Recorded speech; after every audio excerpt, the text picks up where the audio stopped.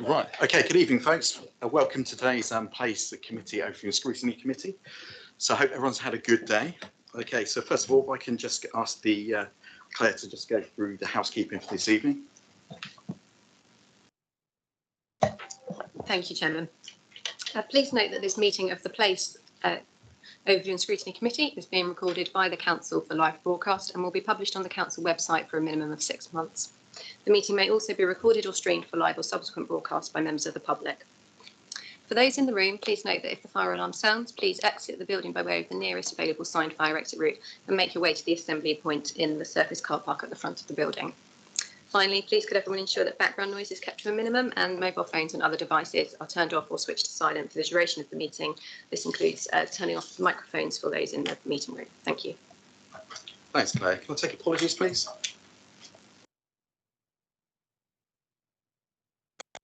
So, right, Sorry, Chairman. Sorry, that's okay. So we've got Councillor Hadley, I believe, joining online. So good to see you, Councillor Hadley. Councillor Brooks has given apologies. Yeah. Okay. And as far as I know, there are no substitute members. No substitute members, Chair. Thank you. Can I just take declarations of interest? Do any councillors have any disposable pecuniary interests or any other interests on the items of the agenda? If I can just declare an interest in obviously the pool crematorium site because it's in my ward. Anyone else like to declare any interest on any items? Okay, so we move now to agenda item. Sorry, Chair, I have put my hand on. Oh, Councillor Allen, sorry. I would just like to declare an interest in the item within the NHS and have a team that works with people that experience homelessness. Thank you. Thanks for missing you as well. So we can move to agenda item number 5, which is public issues. There have been no petitions submitted, but we have 5 public questions received and 4 public statements, which I believe you've all been received a copy. A copy of the statements and questions have been circulated to members of the committee and hard copies are available for members of the public. Mr. Alex McKinsey is present to ask 4 questions he submitted and also ask the question on behalf of Ms. Boyce. So Mr. McKinsey. Over to you. So thanks for being here tonight. Thank you, Chairman. Am I audible? Okay, and this is the first question from Miss Boyce in relation to agenda item 6. Can the portfolio holder please tell us in detail what is being done to improve bus services to Winkton? The Council's enhanced partnership with bus operators, whose draft forms background paper 2 to the agenda, looks to increase the frequency of existing services and assess the overall bus network to identify any gaps in provision. Page 48. Such gaps are glaringly evident in the Winkton to Christchurch bus service, which operates just 3 days of the week, twice daily. I raise this as a Christchurch resident, as there is no Christchurch councillor on this committee who can do so on my behalf. Thanks, Mr. McKinsey. Councillor Green, would you like to come in there? Thank you. Thanks for being here. Yeah. Thank you very much, Chairman. Winkton served by the Moorbus 125, which runs 2 return journeys between Ringwood and Christchurch via Winkton on each of Mondays, Wednesdays and Fridays.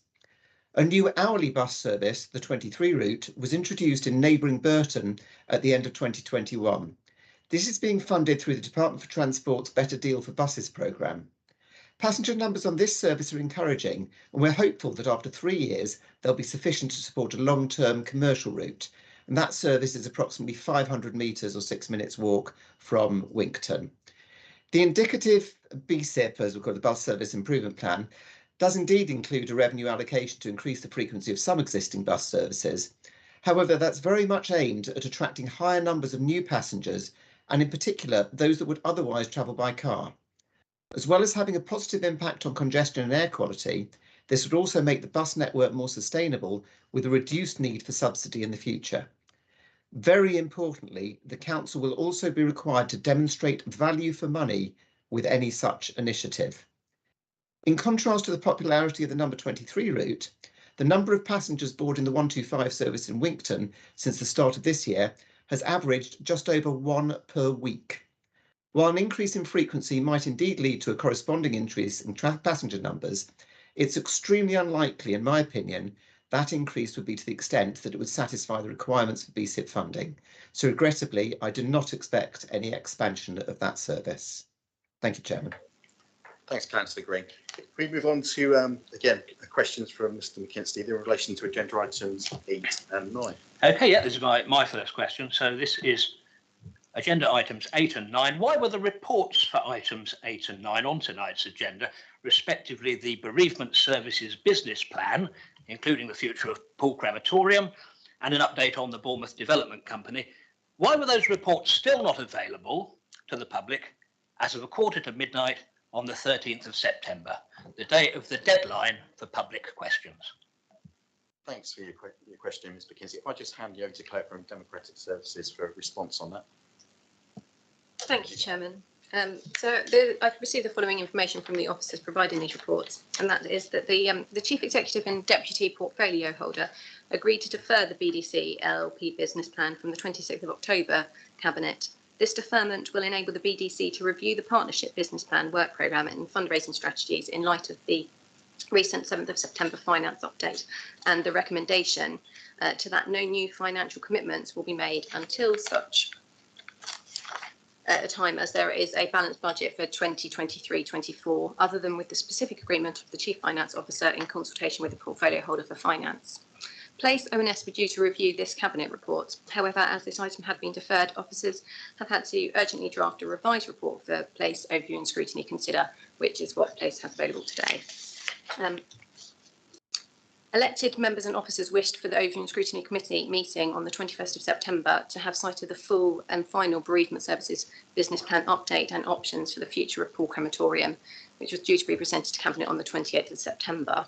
The report was receiving final reviews ahead of being issued on Thursday, the 15th of September, which was the deadline for the Cabinet report submission. Thank you. Okay, shall I carry on with? Thanks, Claire. If you can go on to your second question. My second question. This is related, really. Can the Constitution be amended so that public questions can be submitted up until these reports are uploaded? I'm still fuming over the KPMG reports being released 5 weeks after public questions. And likewise with tonight's reports, the lack of a cremator at Poole is an emotive subject and one that several residents might have wished to comment on. There's no harm in updating the Constitution where such shortfalls are apparent, especially as Councillor Broadhead said, when moving to abolish the Overview and Scrutiny Board on the 10th of May, he wanted the voice of residents to come shining through at scrutiny sessions. Thanks, Mr McKenzie. I think I'm answering that one. The Constitution Review Working Group is currently undertaking a review on a number of aspects of the Constitution. Public questions and statements is one of the areas that will be considered for potential changes by the group. The Constitution Review Working Group will be reporting to the Audit and Governance Committee in November to consider this matter. Thank you. On to your next question. Okay, these concluding questions relate to the Severe Weather Emergency Protocol for Homeless People, or SWEP as it's known, item 7 on tonight's agenda. First, can we have an explanation of why SWEP wasn't implemented until the 15th of July this year, when a level 3 heatwave alert had been issued by the Met Office on the 11th of July and Dorset Council activated its protocol on the 9th of July? We may have the answer already, because a BCP spokesperson told the Echo on the 12th of July that SWEP is activated only when there is a real risk of loss of life, a remark that shocked and horrified a number of local residents. Thanks for your question, Mr Kinsey. Can I also Councillor Rampton to come in? Thank you, Councillor Rampton. Thanks for being here. Thank you, Chair. The SWEP response commenced on the 11th of July, the same day as the Met Office alert. It wasn't initially described as SWEP in case of confusion. There's a misconception amongst some people that the hot weather response means a universal offer of accommodation, when that, in fact, that could be or is one of a range of responses.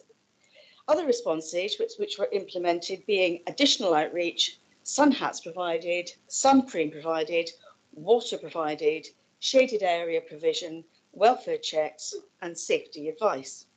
I emailed all councillors on the 15th of July my press statement to correct the misleading and inaccurate version published in the Echo on the 15th.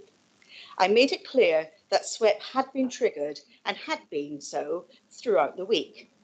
SWEP triggers a review of interventions. Some are stepped up and some are left in place as they are considered appropriate. The comms on this occasion could have been clearer. The SWEP activation in August was clearer and it was very prompt. Thanks for your answer, Councillor Rampton. Mr McKinsey, I think your next question's up now. This authority has acquired a reputation for implementing SWEP only grudgingly. This was evident not only in the July heat waves, but also in the failure to activate SWEP on the 1st to the 2nd of April, when temperatures dropped to -3 degrees centigrade, and on the 21st and the 22nd of February, when wind speeds reached 69 miles an hour across the conurbation. Why does this reluctance exist? And is it legacy thinking from the days of Poole and Bournemouth borough councils, who both pursued very hostile policies against the homeless, in Poole's case, even fining homeless people under PSPOs, a policy that was described at the time as inhumane? Councillor Rampton, what's coming? Thank you, Chair. SWEP is an emergency response during extreme weather. SWEP has criteria for triggering based on Met Office forecasts in line with government guidance and is consistent with other councils. Temperatures vary and show us different on apps and other sources, and forecasts are different for different areas. We use the standard 3 nights of 0 or below. 2 years ago, we reviewed and changed so that SWEP is activated if there is an amber or red storm warning, the first one being Boxing Day 2020. As I say, SWEP is an emergency response. We want rough sleepers to have accommodation without needing extreme interventions. SWEP complements all the other services and is part of a range of interventions in place, which we carry out with our partners across the Homelessness Partnership to prevent homelessness. Can I just say, Chair, as well, I am seriously annoyed at the way this question has been worded.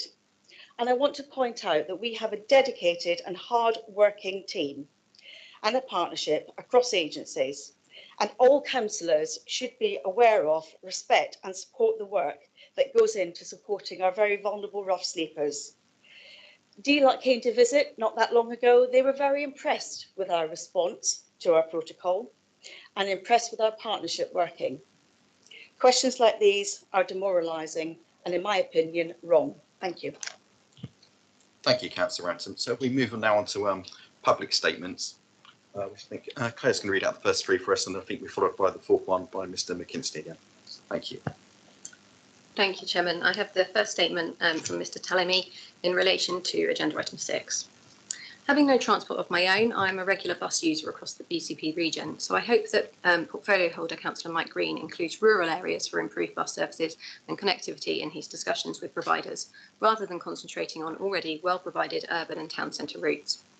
Many of our outlying areas have already seen reductions in their timetables, and others, such as Winkton, have no fit-for-purpose service at all, and what is currently in place is an ill-thought-out gesture which I feel sure he is already aware of.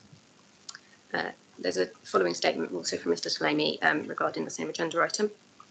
As the bus service improvements being discussed here tonight's meeting also form an integral and vital part of the Council's climate action plan, I hope that the portfolio holder Councillor Green will soon be presenting, in my opinion, a long overdue, fully substantiated document and workable plan to Council and residents alike for scrutiny. A matter I deemed important enough to email the portfolio holder about on the 15th of August 2022, and as to date have received neither an acknowledgement or other response from him. The third statement, which I will read out, is from Mr Stretch, and that is in relation to agenda item 8. Families are unhappy knowing their loved ones are being transported from Poole to Bournemouth in a van. Dorset is not served realistically with 9 crematoria. The furthest crematoria Andover is 1.5 hours by motorcar. 1 replacement bariatric cremator would be adequate, equivalent to that of New Milton Crematorium. The cost £450,000, not £2 million. Tapers have persuaded their clients to migrate their own, hence the reduction in numbers. Local funeral directors would use Poole if there were a cremator present. The public wish to continue to use Poole, and there is a website there for a petition for Save Poole Crem. That's over 3,000 signatures. Private companies have offered to purchase the facility. Thank you, Chairman. Thanks, Claire. Mr. McKinsey, do you want to move to your statement? Okay, this is an afterthought on the severe weather emergency protocol. I'm glad the protocol's being reviewed. I'm hoping the flexibility and discretion cited in tonight's report might be exercised more readily, activating SWEP across less than 3 consecutive nightly freezes, for instance, or, as suggested in paragraph 29, continuing accommodation provision after SWEP is lifted. As homelessness can affect anyone, these would be very welcome revisions to the protocol. My worry now is that non-statutory services, such as SWEP, may be suspended altogether under the Council's new beleaguered financial strategy. Hopefully this scenario can be discussed tonight when item 7 comes up for consideration. Thank you, Chairman. Okay, thanks for your statement. Okay, folks, I think we'll move on to agenda item 6, but actually we've got an issue with the officer availability regarding the Bournemouth Development Company update, which was agenda number 9. So I've agreed to swap that round. So we're now going to be taking the Bournemouth Development Company update. We've got Councillor Phil Broadhead here to deliver that. So welcome, Phil, and thanks for your update. Yes, thank you, Chair, and thanks for our lead officer on this is really quite unwell at the moment, so get well soon, Sarah. Hope she's getting better. As has been pointed out at the beginning of this item, every year the council receives an updated version of the 5-year rolling business plan for the Bournemouth Development Company.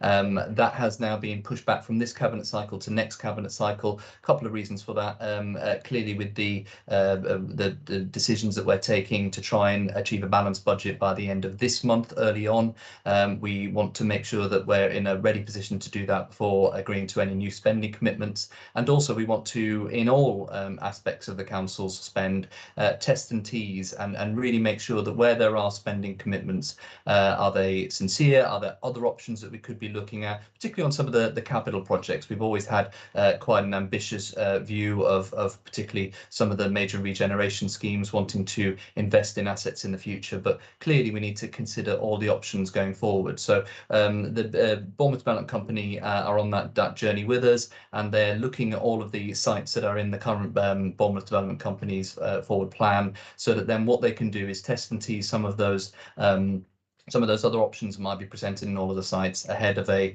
updated business plan. Now, that business plan isn't time critical. It's a 5-year business plan that we take on a 1-year rolling basis. So pushing it back a month won't make a difference, and actually could uncover some new options in there instead. So what we do have here, because I know that despite that being pushed back by a month, the committee were still keen to receive an update on the BDC's activities, is that update. So the item in front of you does 2 things. First of all, it gives you a brief outline of how some of the projects through the Bournemouth Development Company are progressing. Much of it is already known, but it's good to put it all down in one place. And again, to reiterate, new ideas and options may come forward as part of the revised business plan next month, or we may well revert to the previous plans, and we'll have a little bit more time once we've received that balanced budget position by the end of this month, which I'm absolutely confident that we will do.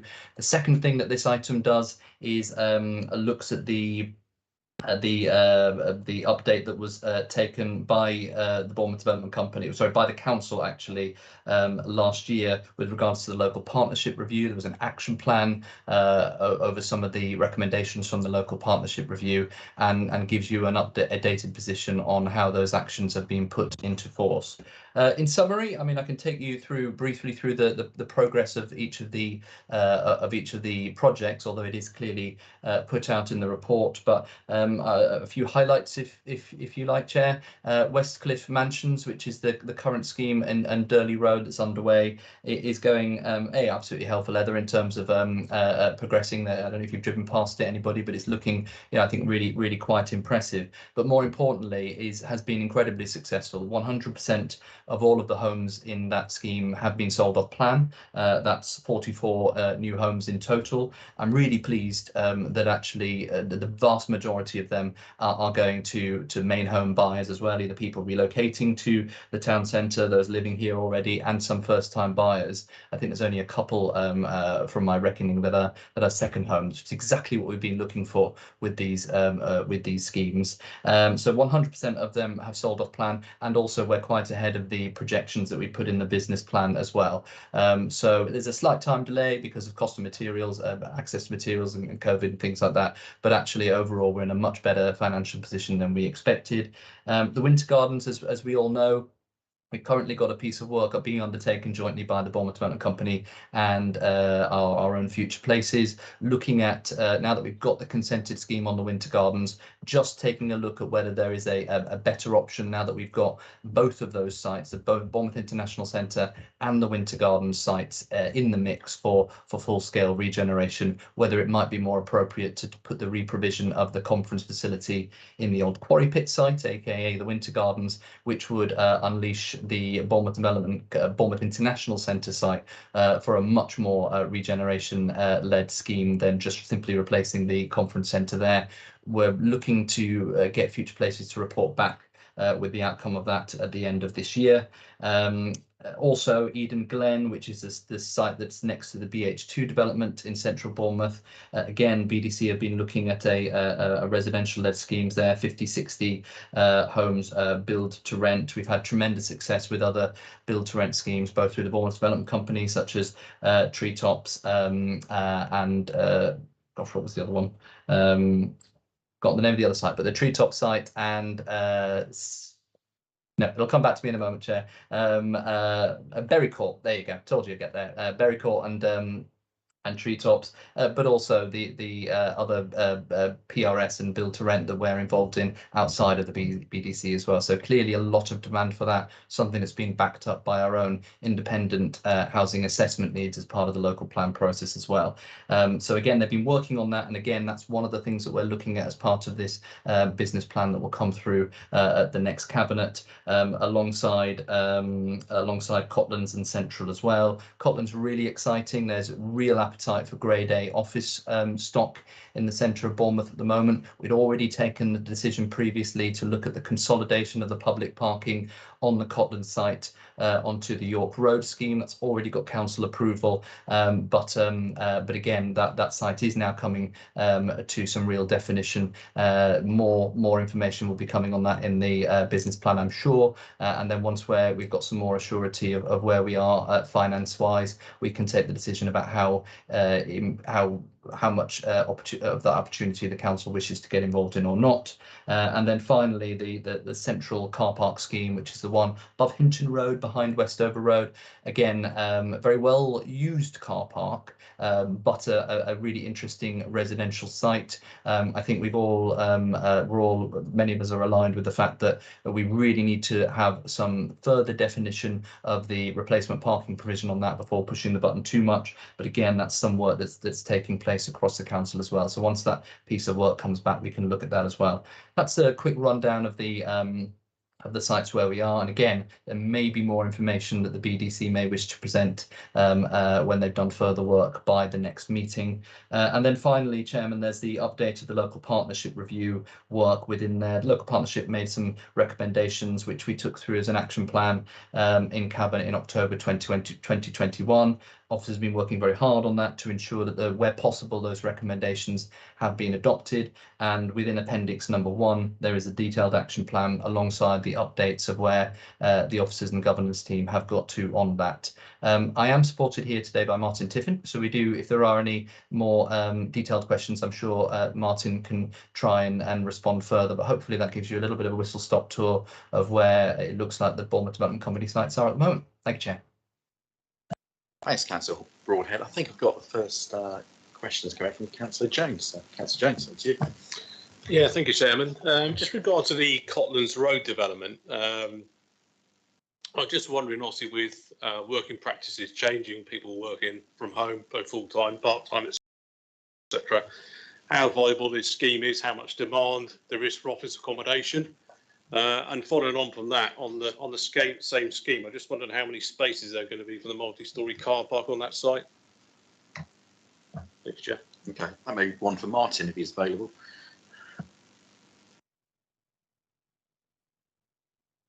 Yep. Yeah, thank you.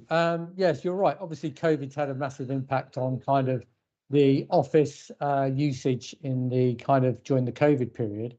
There's an element of bounce back since obviously the restrictions have been lifted, and obviously commentators are not calling the death of the office market as we kind of know it or did know it.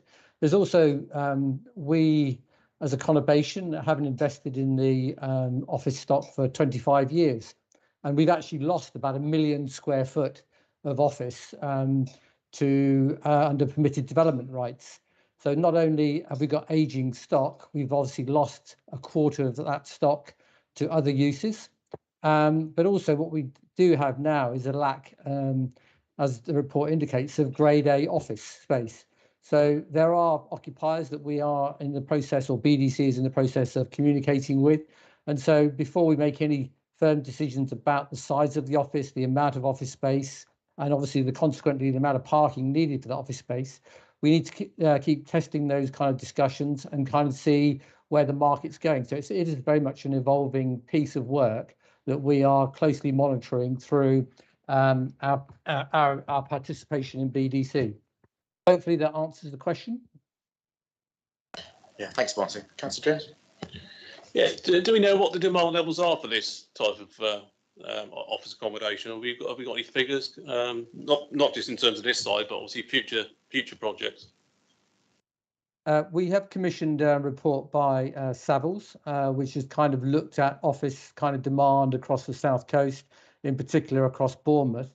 A lot of it is predicated on delivery timeline.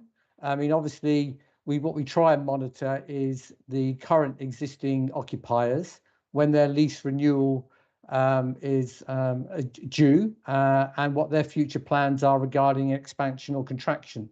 So it is very much a moving beast, and it is something that we're constantly monitoring.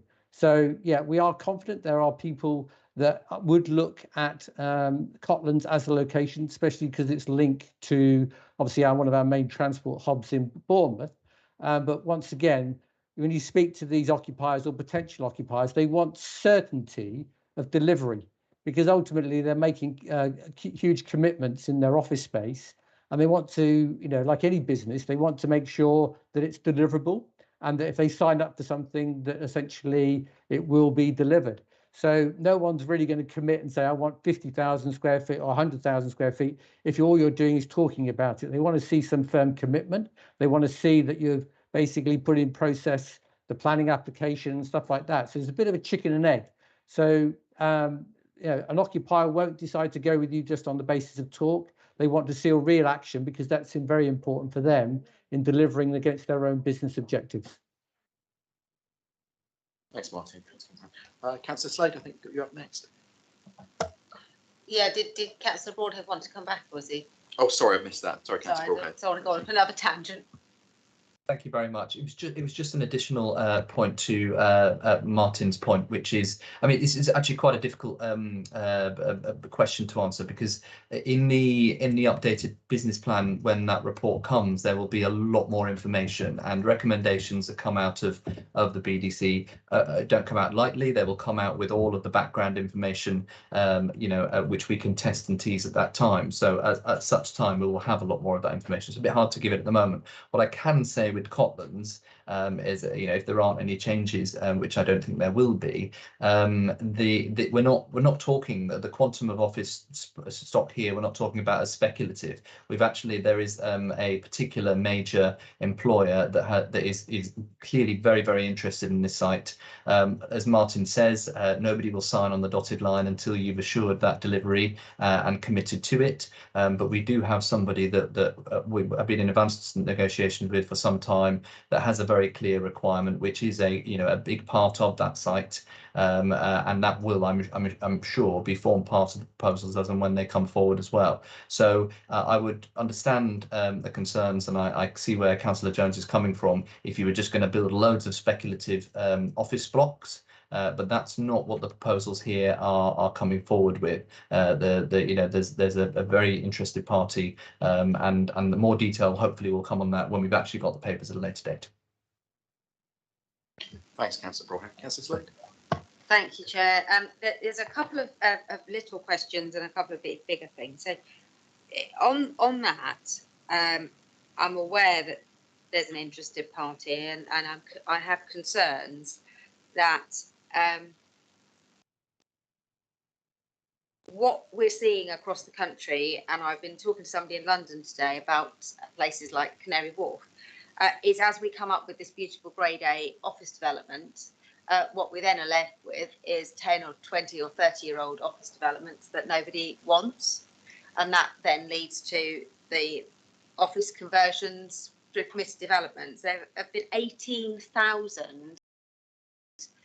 a loss of 18,000 affordable homes so far since permitted development come in, because these office conversions don't require any affordable homes. And I'm worried, not about a shiny new building, I'm worried about what happens to the other buildings that nobody wants. So they will move into the shiny new building, cracky ones down the road, nobody wants. You either demolish them, huge environmental problem, or they end up being converted into flats and we get no affordable homes. And then we end up making our homelessness problem far, far worse. And I'm worried about the bigger picture here about that, not specifically about Cotland. Just wondering your thoughts on that.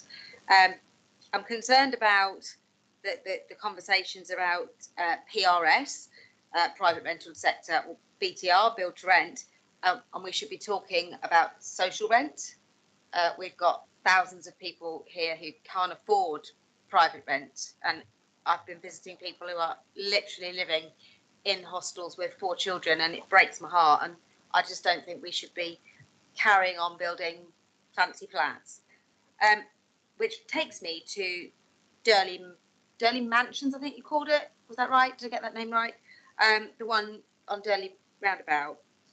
What can we actually do to outlaw second homes and buy-to-lets? Because if we're building them, surely we can have some control over who's buying them. I know we can't do the sell it to. And finally, can you just tell me whether there are any specific ideas yet around meanwhile uses, particularly on winter gardens? And has there been any thought about meanwhile uses on any other sites that are likely to be cleared? Thank you. Thanks, Councillor Slade. Councillor Broadhead. Yeah, thank you. Happy to answer those questions. Some good questions in there, actually, Chair. So thank you to Councillor Slade. I completely agree with her. Permitted development is something that I've been very vocal about. Is absolutely the right thing in the right place, but has been, a tricky one when you're trying to do placemaking in some areas. So clearly there are some areas of the country where there are empty office blocks that have been stood for years, and at exactly the same time you've got people that are struggling to find a home. So having an easy way to convert those offices to homes when there's no need for that commercial accommodation anymore is a good idea, and it is hard to argue with that. I think where I'd agree with Councillor Slade is that one size fits all approach can lead to unintended consequences in some areas, and I think one of those areas, if we're not careful, could be the town centres of both Bournemouth and Poole and beyond. So there's two ways of handling that, and first way, like I will keep campaigning to have greater powers over permitted development and where it can where it should be and where it shouldn't be, but also you can use your own efforts to try and to change that as well. What we're finding in central Bournemouth is that what used to be its central business district, the CBD, has rapidly started to change. A lot more student homes coming in and a lot more residential homes coming in as well. That presents us with quite an easy solution if we wanted to with a Cotland site. We could stack that with very tall buildings and loads of flats, because that is a trend and that would be very easy to do. However, as Martin's explained earlier on, I think we're seeing a real increase in interest in the centre of Bournemouth in particular for really good quality office stock. So rather than, I think, be worried about, well, what happens in 25, 30 years when nobody wants that, or rather as Councillor Slade seemed to suggest, people may desert the current office stock to go to the nice ones. I think what we're trying to do is use our levers that we have in placemaking to revitalise that central business district. And when you have, you know, an internationally recognised name that wants to open a kind of essentially their corporate headquarters in the centre of Bournemouth with Grade A office, I think the positive effect that that will have on of revitalising the other office stock is far greater than worrying that it's going to cannibalise from other areas. So I completely agree that we really need to keep collectively pushing back against permitted development, but actually the evolving thinking of the Cotland site of actually revitalising the CBD by having Grade A office stock, particularly if there's people ready and willing to take it, I think is something we could all champion. The future of the centre of Bournemouth and other central urban locations are going to be different than they were before. I think 20, 30 years ago, there was very, very defined areas of where you'd have all your commercial office activity and where people would live. Clearly, that's now mixed up, particularly in an area where we've got 3 universities, like in the BCP region, and student accommodation part of that mix as well. But I, for one, am actually really excited to see that there's a reinvigorated want for Grade A office, and the demand that's coming through for that could lend for a very exciting scheme at Cotland. So that would be my response to that. I also agree with Councillor Slade that we do need to be looking at a whole range of different tenures for our residential accommodation across the BCP region, not just open market sales, not just private rented sector, but also council delivered and council homes as well. But it's not a binary choice. And as Councillor Slade will know, I recently took through our CNAS paper through. We've got 2 real schemes for housing delivery in the BCP region in terms of what the local authority is doing. We've got our regeneration-led schemes where the focus is really to revitalise areas. And in order to do that, they need to be viable. You need to make them work. And quite often the open market or the private rented sector residential offering is a way to unlock the viability of those sites. So where we're trying to regenerate, we just need to make them work. In other sites, and we've got lots and lots of land across the region, we can and we are absolutely focusing on making sure that we're providing affordable rent, social rent, affordable homes, shared ownership homes. And that's why I'm delighted in our most recent CNAS update, we've gone from a standing start of, not much in the pipeline to now having about 1,750 homes in the pipeline in our housing delivery programme, most of those being council homes, essentially. So I don't think we should be downing tools on one and just doing the other. I think we should be doing both. We are absolutely doing both through the BDC schemes and the Future Places schemes. We've got a tremendous amount of regeneration going on, coupled with a lot of residential, which isn't about that with the focus on affordable. But then concurrently, we've also got I think one of the most ambitious council house delivery programs we've ever seen, where we've gone from an aspiration of 1,000 council delivered homes to 1,750 in only the last few months alone. So frankly, we're doing both, and I agree that we absolutely should be doing both. Her final question was around second homes. We have no powers, of course, to outlaw second homes. What we can and should do is use the opportunities where we are in the driving seat to make sure we're providing as many local homes for local people as possible. BDC has a really good track record of doing this. In one of our previous schemes, a citrus building scheme, which is more around the Horseshoe Common area, because we were in control through ourselves and the BDC in terms of who we sell those to, we could make sure that we focused on not just looking at the first person to walk through the door, which quite often is second home buyers. We followed that mechanism all the way through with the Durley Mansion scheme as well. And as I said in my introduction, Chairman, the vast majority of those, because we've had that laser focus on not just taking the easy route, have been for local people there as well. So that's how we have the control. if we had not developed that through the BDC, if that had gone to a private developer to deliver with that exact same planning consent, I bet my bottom dollar that a much higher percentage of those would have been second homes. So I think we're leading from the front on this, and the control that we have on these absolutely leads us the ability to make sure that we're providing those homes for local people. Thank you, Chair. Thanks, Councillor Broadhead. Okay, we've got Councillor Hadley hoping to join us online. So, Councillor Hadley, over to you. Thank you, Chair. Thank you.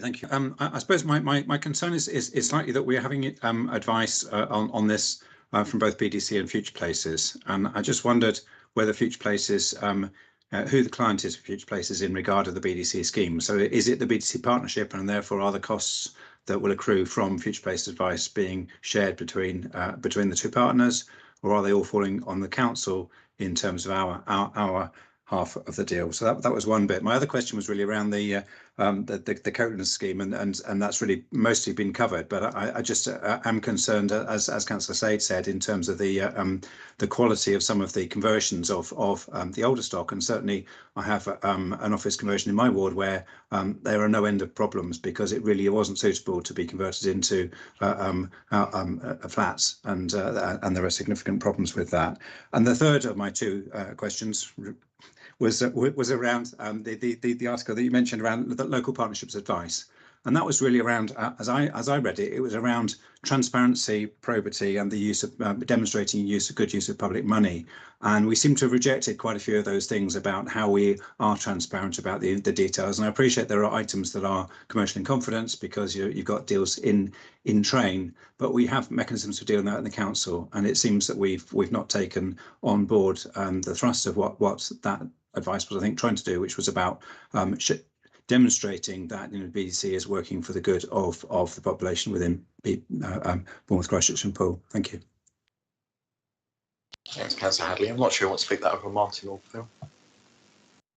I'll start if I may, Chair. I'll take them in a completely oblique order, if I may. Again, I share Councillor Hadley's concerns for permitted development. I'm on record of that, and I think again, there are unintended consequences of permitted development in lots of areas.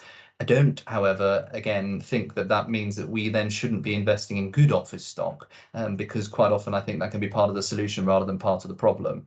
There is a really big difference in value between grade A office stock and the other grades. So I don't think it really follows that as soon as better office stock comes available, particularly of a grade A standard, that people decamp their current grade D office stock and therefore leave it to the whims of permitted development. I think actually what you tend to find is that the grade A office stock attracts new calibre of investment into the area.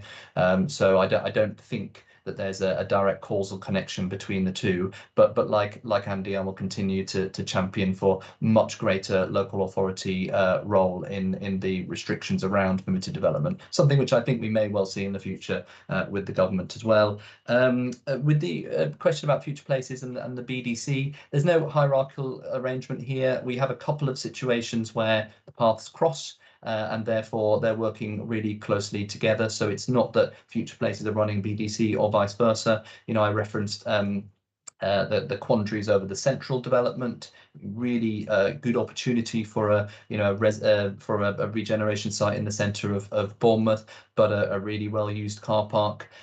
We've obviously always committed to try and replace the parking where possible. Future Place is already doing some strategic work around parking, so it made sense to join up on that one. And then, of course, as we've well rehearsed, the opportunity when we made the collective decision to look at the Bournemouth International Centre site as a whole rather than a phased approach, meant that there's some obviousness of PDC and Future Places working together on that. The way that that's working currently is that the Future Places team are doing their own piece of work on the Winter Garden site to look at whether it's possible or not, because it might well be that in the end the conference market has bounced back so well that we had a super huge conference centre, and the only place we can accommodate speculate that is the BIP, you know, don't think it's going that way, but you never know. And at that point, we can address how that comes out in the wash with the BDC agreement. Although, you know, clearly we have very good partners in the Muse side of the Bournemouth Development Company as well, who you know, who are clearly very good developers as well. So there could be, you know, there's lots of different permutations of how that can could come out, but you know, really we just have to wait for the outcome of that work. But to put your concerns at rest, it's not the case of future places and therefore the council incurring extra costs for stuff that BDC should do. It's just where they overlap. I think it's appropriate that they work together. I can't really answer the question on the local partnerships. It's been an officer-driven programme, as it absolutely should be, except to say that the report makes quite clear where things that have come out with the best intent from the local partnership as recommendations simply aren't possible, for instance, with the LLP arrangement that we have with the BDC. So there's certainly no effort there whatsoever of being less transparent. In actual fact, I think it's tremendous, you know, we become more transparent by the day, but clearly there are some structural obstacles that prevent some well-meaning you know, suggestions coming through, but officers may be able to advise if there are any specific questions as to why certain recommendations haven't been followed up. Not a political decision at all. Thanks, Councillor Broadhead. Is that okay, Councillor Hadley? It's got a robust answer. Yeah, fine, thanks. Thank you. Councillor Bartlett next, and we've got Councillor Owen. Thank you, Chair. I've got a number of questions. The first one actually has already been asked, but I don't think it was answered, and that related to the meanwhile uses of the Winter Garden site. And back in June, when you told us about this, Phil, you said that there was an announcement imminent. I think you said we were looking for some very good news in the very near future. But I just wondered if you are now in a position to tell us what that news is. That's my first question. The second is the about in paragraph 18, where you talk about the option execution date for the Winter Garden site. And the need to extend it out to April 2024. And then it goes on to explain in paragraph 19 that extension will enable future places to continue to consider the regeneration of the area within a wider strategic context. Now, my question is, what's the relationship there? You know, the future places can do that anytime. I don't see why that is tied in necessarily to the execution date, unless of course you're hinting that there may be a partnership between BDC and future places on that development. I don't know. So that's the first two. I've actually got loads more. I'll try and stick to the main one. Oh yeah, question number 3, in paragraph 23, you say that you're talking about the Eden Glen development, and it says that the scheme would be delivered without re-provision of public parking spaces on the site. And I'd like to refer you to policy 811 of the Town Action Plan, which says the development will be permitted for a variety of uses, provided that the required amount of car parking is accommodated on the site. And it goes on to say, provide a 64-space public car park with a majority of spaces available to blue badge holders and the users of future shoppability facility that may be provided on the NCP, blah, blah, blah. Now, I think I understand where you're coming with this, but the point is this local plan is still valid and it is until 2026. So it's some time to go, and we don't expect to get a new local plan for quite some time. So my question is, who has got the authority to start planning, you know, without taking into account our existing local plan? It seems to me that there's a range of areas within this paper indicating an intention to bypass or alter the arrangements within the current local plan in order to facilitate the development. This is not necessarily the same as providing something that is suitable for residents. It's very much loaded, in my view, to suit the developer. Sorry, do you want to get that question answered before we can come back with another point? Is that right? So there's quite a lot in there. Shall I start with those? And yeah, we'll come back to you, Councillor Bartlett. Okay. Councillor.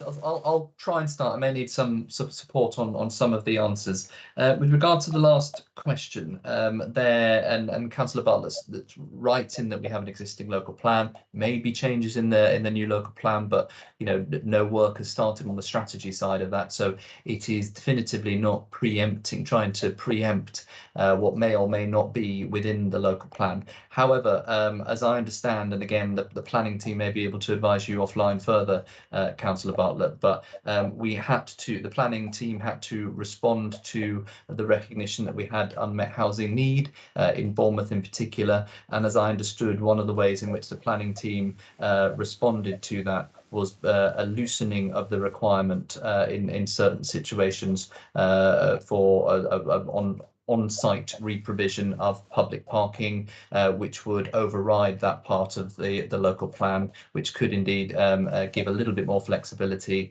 over and above the area action plan. So it's not a intention of getting ahead of policy. I think that the planning team took the decision that in order to respond to unmet housing need, they might need to be a little bit more pliable on the definitive on-site reprovision, and have that flexibility to ensure that we're delivering houses. So, but again, planning officers who aren't on the call may be able to answer a little bit further on that.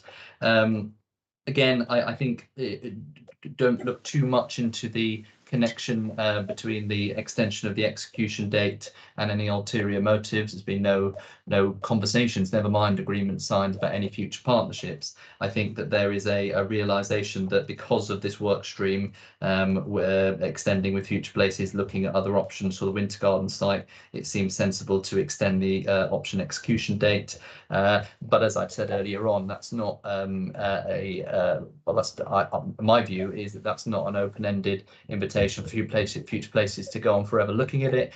We expect some definition on perhaps an outline business case, or at least whether they think there's some legs in the project by the end of this year. So there's nothing further in it than that, but Martin may be able to update further. Final point for me before I bring Martin in is I'm not entirely sure where we are with the meanwhile work stream. Sarah Longthorpe, if she were here, would be able to give you chapter and verse. Martin may well know, but I do know that there has been a procurement exercise underway of meanwhile uses on the Winter Gardens.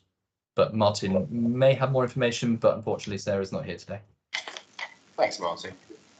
Okay, yeah, thank you. On first, meanwhile uses, I'm not specifically involved in that initiative. I am aware that we have appointed agents to approach a number of interested parties that have responded to an initial advert, but I don't know any more than that. As I say, it's not a project that I am directly involved in, unfortunately. On the Eden Glen, we have to remember that obviously, Councillor Bartlett, you're reading from the 2013 Area Action Plan, and obviously that was a document that took essentially 5 years to become planning policy. And like all things, the world has been moving on quite considerably since then. And that allocation on that particular site of 64 places was premised on an even earlier piece of work done in 2006, which kind of indicated that we had something like 6,400 parking spaces, public parking spaces in and around the town centre in various locations, including on-street parking and including off-street parking. And as we all know, there's been a considerable amount of development that's been undertaken in the Bournemouth town centre area since 2013. And we've had a number of schemes that have provided public car parking in that vicinity. Very close to Eden Glen is obviously the Hilton Hotel, and the Hilton Hotel has a public car park there. Once again, the number of spaces there is not shown in the Area Action Plan, and also the same with the BH2 development. The BH2 once again was not designated in the 2013 planning document to provide public spaces. Yet there's a number of spaces in that location. It's not a case, as Councillor Broadhead has indicated, it's kind of somehow trying to circumvent planning policy by enshrining that in the BDC business plan. Obviously, BDC has got to come forward with schemes that basically meet kind of demand and obviously to take into account emerging sort of policy. So we're quite confident, the BDC team are quite confident that there are sufficient kind of points to make about the public car parking provision. And we have to kind of take into account that that site, it's very difficult to re-provide 64 spaces and do the development. So something has to kind of give. Yeah, it's a very difficult site to go and build a multi-story car park, and anyone that knows that site, it's quite tight in terms of its location. So the scheme that has been approved by Cabinet is on the basis of a residential-led scheme that does not provide parking either for the public or for the residents. But once again, it still has to go through the planning process. And like all developers, we go on the same, the BDC goes on the same journey as everybody else. So hopefully that kind of answers or gives you comfort that we're not in any shape or form trying to circumvent planning policy. Thanks, Mark. Councillor, if you want to come back to that, then we'll move on to Councillor. Yeah, I'd like to come back to that, and there's just a couple more questions. Firstly, I'm well aware, of course, of the origins of the Town Centre Action Plan. I'm also well aware of the 2006 parking survey, which said that if the public infrastructure for transport wasn't improved, then by the year 2016 there would be an undercapacity of parking spaces available in the town centre, and since then we've actually seen a number of parking spaces denuded. You mentioned the extra parking that's gone into BH2. Well, actually BH2 was built on top of the NCP car park, and that's why the car parking space is there. It merely replaced what was there already. Well, I won't go into the detail, but the point is it's not quite as simple as you make out.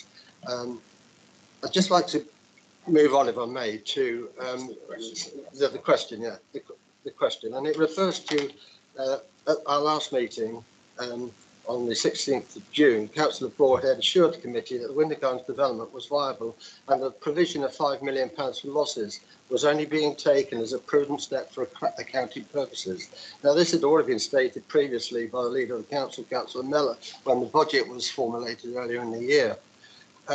However, I'm aware that the Winter Gardens accounts have now been published up to the end of financial year 2021, and it reports a loss for a £5,634,934 of aborted costs that have been written down due to viability challenges on the development. So we were told that not a penny of taxpayers' money had been wasted. But actually, and that there was no loss. Now, are you right, Councillor Broadhead, or are the accounts wrong? Right, Councillor Broadhead, are you able to pick that up, or Martin? I don't think we've got any finance colleagues here, so I probably can't help any further, but certainly we'll come back to you on that one, Councillor Bartlett. I will reiterate what I said in June, that we had been presented with an option to proceed with a viable proposal for the Winter Gardens, so we have a real choice about whether we proceed with that or whether we proceed with a better option. And I'll reiterate the point that I made before, that the £5 million at the time was a decision to kind of get ahead of things rather than a necessary part, and that's something that we may even readdress shortly. But it would be I'd have to refer to our council finance colleagues to give you any more detailed information at this time. Thank you, Councillor Broadhead. Just one final question before we move on. Thanks, Councillor. I just go to the Winter Gardens accounts published, public record, aborted costs. This represents a write-down of work in progress due to viability challenges. Yeah, thank you. Yeah, and my last point is the overall. Now, the paper talks about the profitability of the Durley Road car park scheme. I'm delighted to hear it. But I have to say that when you look then at the total dividend payments coming from the BDC to the council since the BDC's inception, there is a return in the order of £5.6 million in dividend payments. Now, that's almost wiped out completely by this £5 million loss that's been posted against the Winter Garden scheme.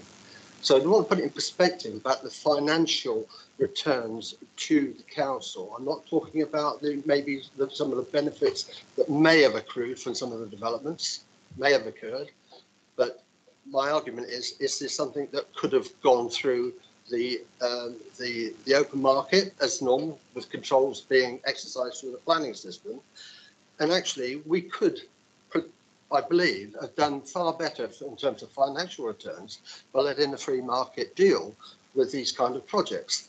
So in my view, the BDC has not been a success. It has not worked for the council, and it has not worked for the residents of this town. I think it needs a further review before we move forward. My last point is that I've looked at the action plan at the back of the report, and I have to say I've got a whole load of questions. It looks to me like lip service has been paid to the action plan raised as a result of the independent review of the BDC operation. Thank you, Chair. Thanks, Councillor. I think Councillor Broadhead said you'd get back to you know, with a written answer regarding the finances. Councillor Broadhead, just want to quickly come back. Yeah, I'll just come back on that last point. And look, Councillor Butler and I are friends of old, but we on many occasions had to disagree on the success or otherwise of the BDC. It goes above and beyond just pure financial returns. If you wanted to bank as much money as possible, yeah, I'd agree with you, Steve. You just put it out to the open market, do a subject to planning deal, release it into the wild. Be slightly careful about what you wish for, as we rehearsed earlier on with my answer to Councillor Slade's question. Had we just done that with the Durley Mansion scheme, we probably would have got a very nice looking block of empty second homes. Whereas I think you've got a history with all of the schemes that we've facilitated jointly through the BDC. As I mentioned earlier on, the citrus building scheme, where again, you know, we controlled to make sure that was local homes for local people, and that's been an absolutely vital part of regenerating Horseshoe Common. Walk around Horseshoe Common now compared to when you 15-20 years ago, and you know, Turtle Bay there and all the public realms improvements alongside that regeneration, which was really kick-started by that regeneration. And I think it's clear what the added utility is. Same with the Berry Court building, beautiful building that's providing, you know, much needed rental accommodation predominantly for young people. I mentioned earlier on, we've had our independent housing needs assessment that showed a huge unmet need for private rental sector housing in the area. Yes, we need to do more on social housing as well, but we need to look at all tenures. Not only have we provided that there, but also we replaced the public car parking in a multi-storey behind it, which if we'd have just sold that scheme on, would have invariably by any developer been argued away through viability. And that's an award-winning scheme alongside the Treetops as well, which continues to win awards for the aesthetic improvement that they give. That's what regeneration is about. Kind of final point, which is about this £5 million loss that he keeps referring to on the Winter Garden scheme. As I said in June, and as I'm sure the Section 151 officer would attest to if he was here, that was a reaction essentially to the fact that our private partner in the BDC, Muse, for their own accountancy purposes, wrote off £5 million of work that had been put into the scheme thus far. We decided for accountancy reasons that it was worth doing the same. But let's be clear, that only becomes a risk to the taxpayer if we dust our hands and decide that we're not going to do anything whatsoever with the Winter Garden site. If we do proceed with the Winter Gardens, either through a progress scheme through Future Places or whomever, or the consented scheme that we've got there, that £5 million is still there and will come out in the wash. So it is not a loss to taxpayers until we take the decision that we give up on regeneration in the Bournemouth, Christchurch and Poole area, and Bournemouth in particular. It's not going to happen while I sit in this seat, and I still do think that all the added value that the BDC has put into regeneration of Bournemouth wouldn't have existed had we done it in the old-fashioned way, and we might have got a little bit more financial return, but we'd have a town centre littered with loads of second homes. Thank you, Chair. Just very quickly, then we'll move on. Just to make a point on the value retained within the BDC scheme, this is reflected in £2.2 million worth of work in progress on the Winter Garden scheme account, and that is after the deduction of the loss that's been posted. So the residual value, if you like, of the project is still shown as work in progress, and I think that's what you're referring to. Thank you. That's fine. Right, I think Councillor, I think we have your questions, and we'll move on to the next item, so we're taking up a lot of time. So thank you. Thanks for your input, Councillor. Thank you, Chairman, and I will be quick. Thank you. I'll be determined not to repeat anything that's already been said. I think one of the reasons why, I think the report was pretty good. I think one of the reasons why actually the discussion has been like almost a good hour on this is because of what's had to come out in discussion is what was not in the report. But in a sense, actually, actually credit to Philip. I think it's rounded off for me some of the picture of the narrative behind some of the things which are in the report, in fact, because what's emerged from the discussion, I will come to a question, Chair, is that literally what's the strategic assumption around the future of offices, for instance, in the centre of Bournemouth? That emerged in the conversation, not in the report, which would have been good to see. Office versus working for home. Also housing vis-a-vis the targets for housing, also the affordability of housing going forward, and also what emerged from that was also the car parking provisions as well. Looking forward, all these things should be there in the report. Now, of course, Scrutiny will always try and find something around the edges to challenge, but these are things should have been there in the narrative right at the start. Second thing I'd say is, can they be? If there has to be a question, please, can they be going forward? I'm not going to come up with a separate recommendation, but these must be there going forward. It's the mainstay of a report like this. Second thing is on the specific updates, they were very mixed in their quality, if I may. I'll pick out paragraph 14 as a very good example of something where that's very crisp, and I'm steeped in project management, as I'm sure many others are. That was a very good one. I wish all paragraphs were up to that same standard of paragraph 14 in terms of specificity and clarity about what it's actually saying. The others were not. Another one, for instance, is saying, oh, something will appear in autumn 22. Well, we're in autumn 22. We either know or we don't know when it's going to be. I think somewhere else in the report that was. And my colleague has alluded to the action plan at the end. The action plan at the end, and I made a similar comment about the Future Places report recently in full council. Most of that action plan is administrative details about appointing a partner or setting up a programme office and so on. This report needs to be oriented around so that the narrative, the strategy, the updates, and ideally a Gantt chart or something resembling that is there about the projects themselves.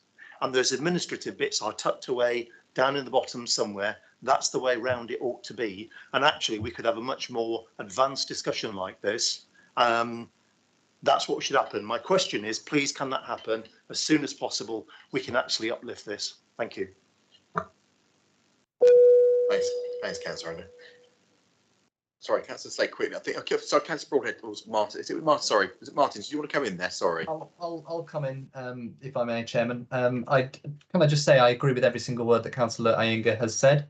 To be fair to the team, however, that quantum of information is all contained in the business plan that will be coming next month at Cabinet. Has tremendous amounts of. We receive it every year. We generally quite often comes to scrutiny. What you have here is because is a condensed report, because even though that full report is coming to Cabinet next month, regardless, your panel requested an updated report on where we were, briefly with the projects. So now that in and of itself will go into nothing like the detail of the formal plans that are in the business plan. Look at previous years' iterations. It's a really it's a big wedge of a document, which I think actually does a very good job of outlining all of the things that Councillor Iyengar says absolutely should be in there. A lot more background around the strategy, a lot more information around some of the assumptions and why they've come to that assumptions, so that then we can have confidence as a joint partner in this venture that the work is being done as detailed as possible. This doesn't have that in because it was a report that was written in a couple of days, because even though that paper had been delayed, the committee was still insistent on getting something, which was an update. So hopefully I've been able to provide over and above what is in this report, but to give fairness to the officers, they had to present it, put this together in a very short space of time to accommodate the request, which is absolutely reasonable after the BDC took the decision to have an extra month to get their report ready. Thanks, Councillor. Councillor Slade, just very quickly. It's actually relating to that. And the first thing I wrote down when we got this was, if we hadn't had scrutiny pushed back, we wouldn't be in this position, because if business plan has been shifted from September to October, what would have happened previously is we would have shifted the item from September to October. But there isn't a scrutiny meeting apart from this one until the end of November, which would have missed the boat. And so what Councillor Broadhead has just said in response to Councillor Iyengar is exactly the point of take away our scrutiny and you have got to create a whole lot more work, because you've got to write a whole lot of extra reports to satisfy what we need, quite rightly, because we should be scrutinising something as important as the BDC business plan. But we can't, because we're not allowed to have additional scrutiny meetings. And that's the craziness of this whole thing, that we spent an hour and 10 minutes discussing something which with half the information, and when we actually have the business plan, we're not allowed to take it to scrutiny, and we couldn't bring it back because you're not allowed to bring it back to scrutiny within a certain amount of time. Thanks, Councillor Slade. Bonkers. I think Councillor Broadhead wants to go in, but also as well as the overthrown scrutiny committee function, obviously we can always there's cabinet we can go to, and we've got full council as well. So there's not just these committees, and obviously contacting the portfolio holders directly. So Councillor Broadhead. Yeah, look, a similar point. And I understand where Councillor Slade is coming from, but I think you're right, Chair. First of all, we have a lot of opportunities to look at the cabinet reports, and whilst it's whilst you'd think being an administration, it's lovely that no opposition councillors turn up to cabinet. It's not really. Actually, to be fair, there are a couple of colleagues on this call that are regular attendees, but we do have the cabinet meetings where we can test and tease and answer as many questions as we want, so that the level of scrutiny is never taken away, because you've got cabinet, and then quite often these major decisions go to full council, where invariably we have a lot more additional time to drill in even more.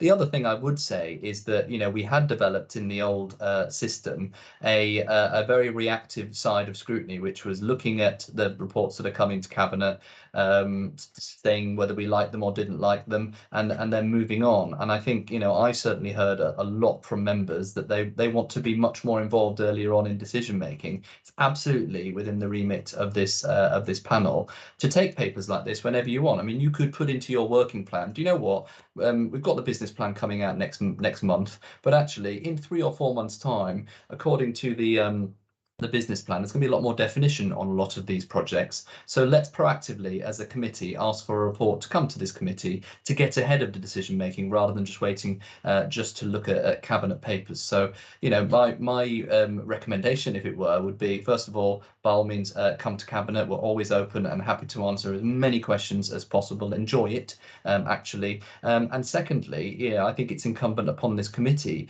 to look ahead and decide what interests you, and then get ahead of that scrutiny, rather than just being reactive on a paper being published and saying whether you do or don't like it. Different ways of doing scrutiny, but that's what full council decided, and it's very much within your remit to construct your own work plan. Thank you, Chair.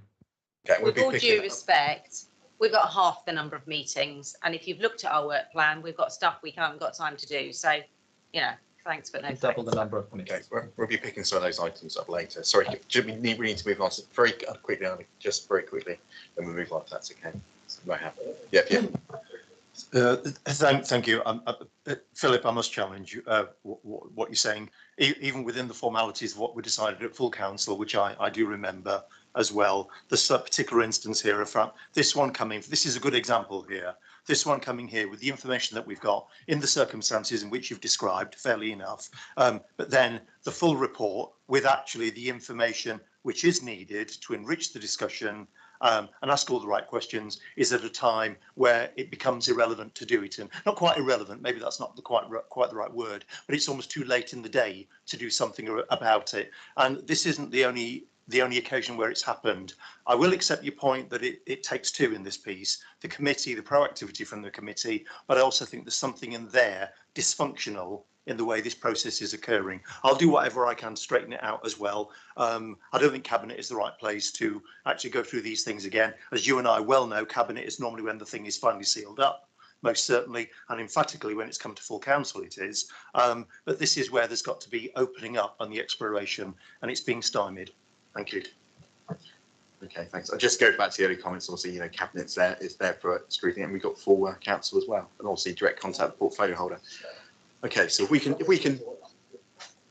Sorry, Councillor Broad, do you want to come in very quickly before then we need to move on? Let you go. Just to share the sentiments of Councillor Iyengar.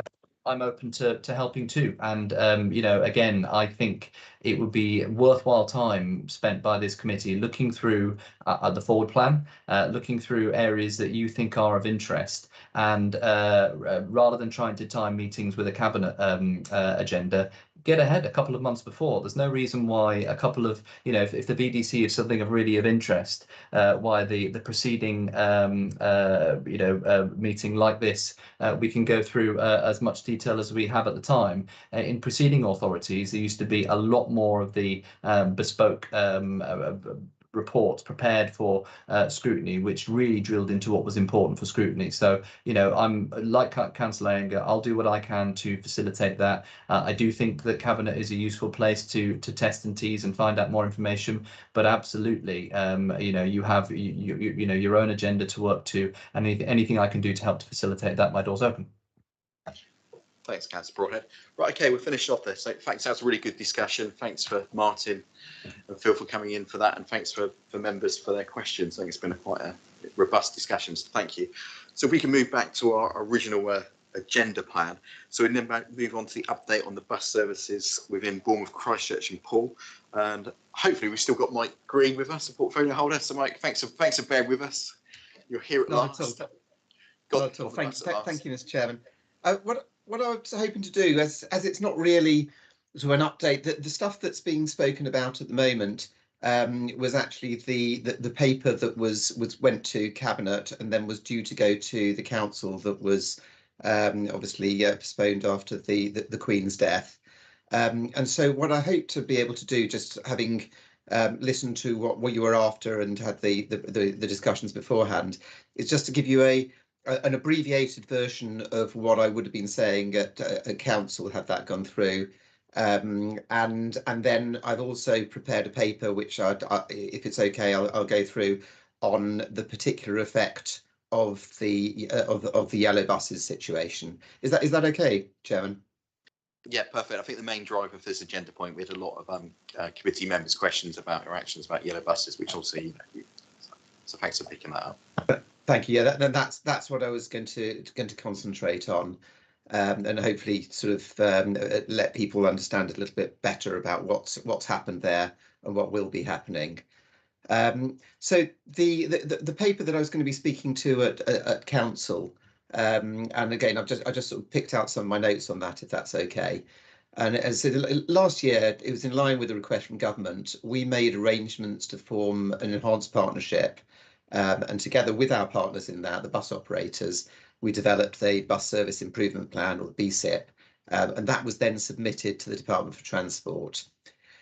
That improvement plan, which we went through several months ago, well, a year ago pretty much, reflected our view that bus travel needs to be a major plank in the proposals to tackle the existing and worsening problem of congestion within BCP. I'm really pleased the government agreed with what we were saying, and they indicated that they'd be awarding us £8.9 million to progress the measures within that plan, or some of those measures within it. We're still waiting, as I understand, the final confirmation on that, but we were told it would be during September that the award would be finalised, and so I'm pretty confident we should have that within the next few days.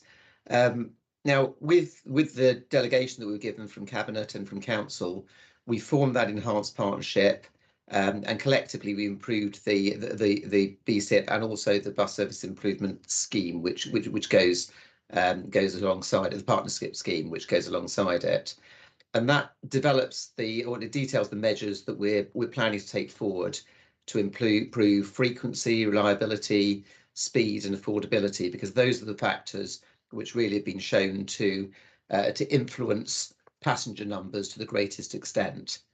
And those proposals are now with the DFT for their blessing. We have had a number of discussions, and depending on their response, there may be a few tweaks that are needed, but all indications is that those tweaks are going to be very minor. Paragraph 9 of the report that went to Cabinet and was going to go to Council gives a few more details of the plan itself. But the main part of those are bus priority measures to speed the buses through, additional bus shelters and real-time information to make people happier when they're waiting for a bus, and to get a better understanding of when it's coming, the more information, which seems to improve people's use of the buses. CCTV at Poole bus station to make passengers feel safer using it. Development of a multimodal, multi-operator journey planner app, which should include bus operators, South West Railway and Beryl Bike Share, and put them all together. Fare capping and other initiatives, details to be sorted out later, and our hopes also to increase the frequency on some routes, as I mentioned in the answer to the question earlier today. When it came to Cabinet and when it was going on to Council, the plan and the scheme themselves don't actually form part of that discussion, but I wanted to give you that background. The reason that it was coming as a Cabinet and then Council paper is because of the size of the ward at 8.9 million. We actually have to ask Council for its agreement to accept that money and allow us to start getting on with the measures. So that gives you the background to why the paper was there, and hopefully the BCP itself. And now what I'm going to do, because I have prepared this earlier, if it's all right, because I wanted to try and get it right, I'll just read to you about the effect of the yellow buses situation. Is that okay, Chairman? Yeah, thanks, Mike. I think that's right. Most people want to hear, so thanks very much for that. Brilliant, thank you.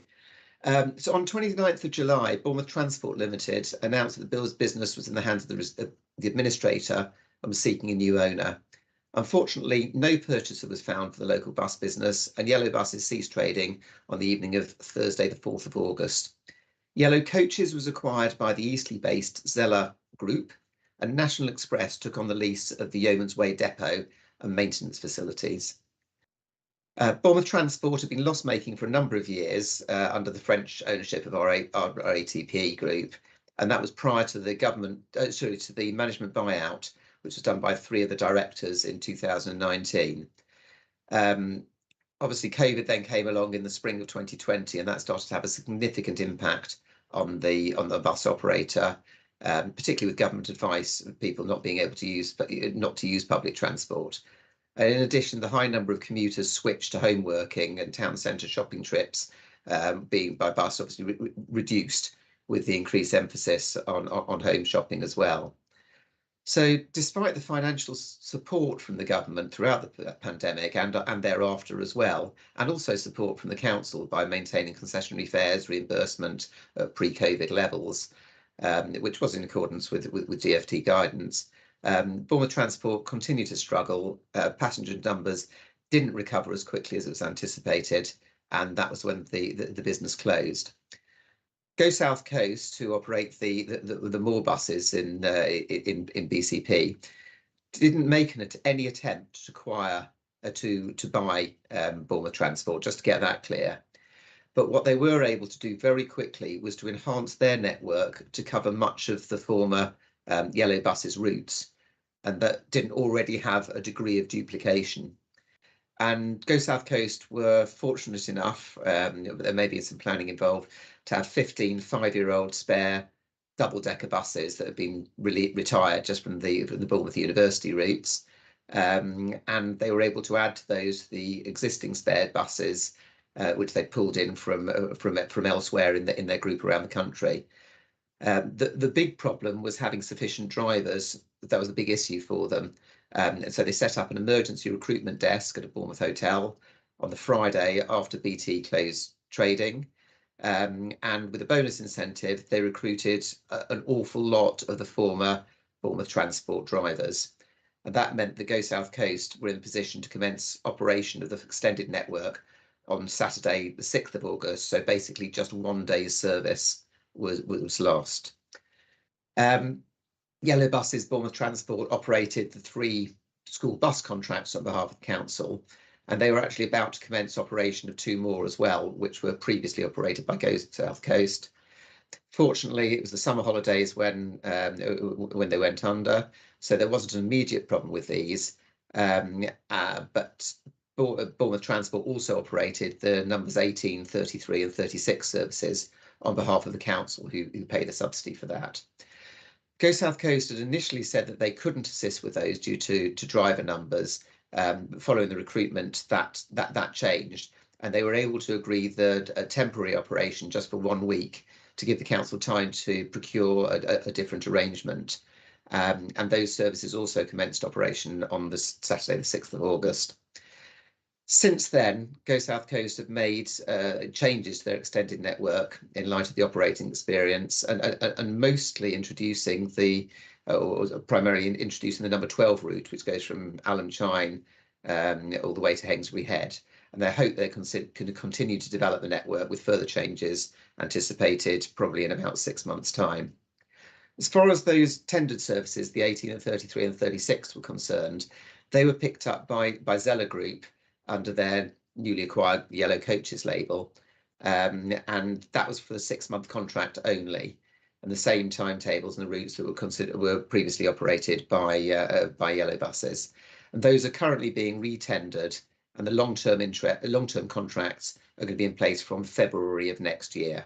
So it was only a 6-month period that Zeller were putting a price forward for.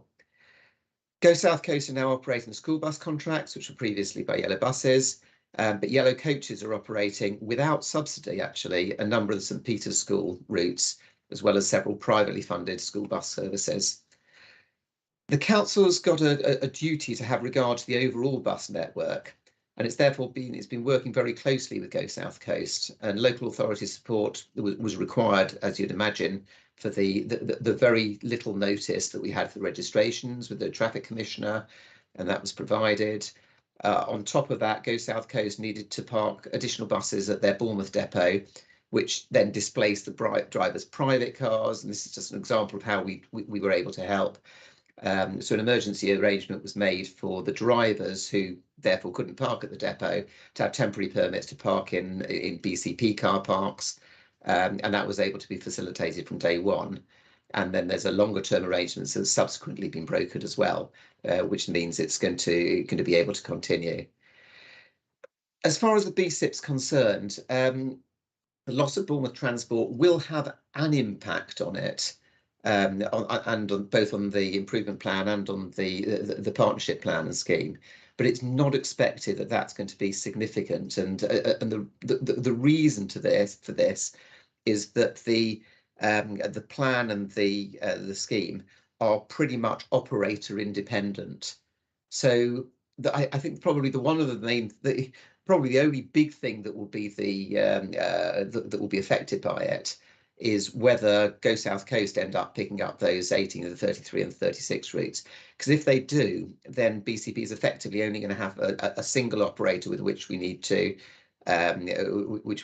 speak, and that's going to mean that we can simplify fares and ticketing very quickly. One of the principal objectives of the National Bus Strategy is for buses to be faster and more reliable, and that's the main thing that within our BCP. And more than half of the indicative £8.9 million funding is actually for the capital infrastructure improvements to support that bus priority in particular. And that's going to be a benefit to buses and their passengers, and that won't, because it's infrastructure, it won't be influenced at all by the change in operators. Similarly, the capital investment in the bus shelters, real-time information, the CCTV at the bus stops, and particularly at Poole bus station. Again, none of that, although it's supporting bus passenger, is dependent in any way on who the operator is. 2 million of the indicative funding was to increase frequencies on some existing services. And while some of the funding would have been going towards Yellow buses, Bournemouth Transport routes, basically it's now just going to be redirected to the new operators of exactly the same route. So again, there shouldn't be any change whatsoever to the BCP, which is operator dependent or is a problem because Yellow buses isn't around anymore. And exactly the same would be the case for the 300,000 that we've got for fare initiatives. And again, that will be directed that way. So I think really the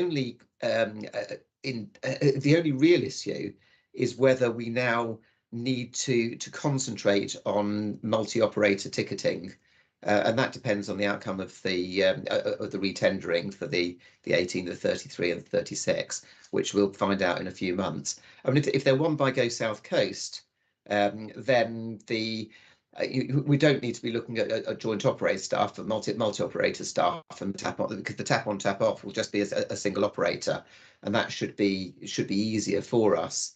But obviously, if Zelabus or somebody else comes in and picks up those contracts, then we do need to be looking once again at a multi-operator model, and we are very, very keen to ensure that there is a ticket, an app, which means that you can use it on all the buses in BCP, regardless of whether it's one operator or whether it's more than one. There will be obviously need to make some changes to the governance of the enhanced partnership, because the assumption was about the number of directors and the number of members that there would be on that board, and one was given over to Yellow Buses, so that will change. We've moved Zelabus straight in as part of the partnership as the small operator, and they'll continue to do so as they operate the services on behalf of the council. So hopefully that gives you an overall idea of what the effect of Yellow Buses is, which is on the BCP itself, on our enhanced partnership plan and our enhanced partnership scheme, it should be negligible.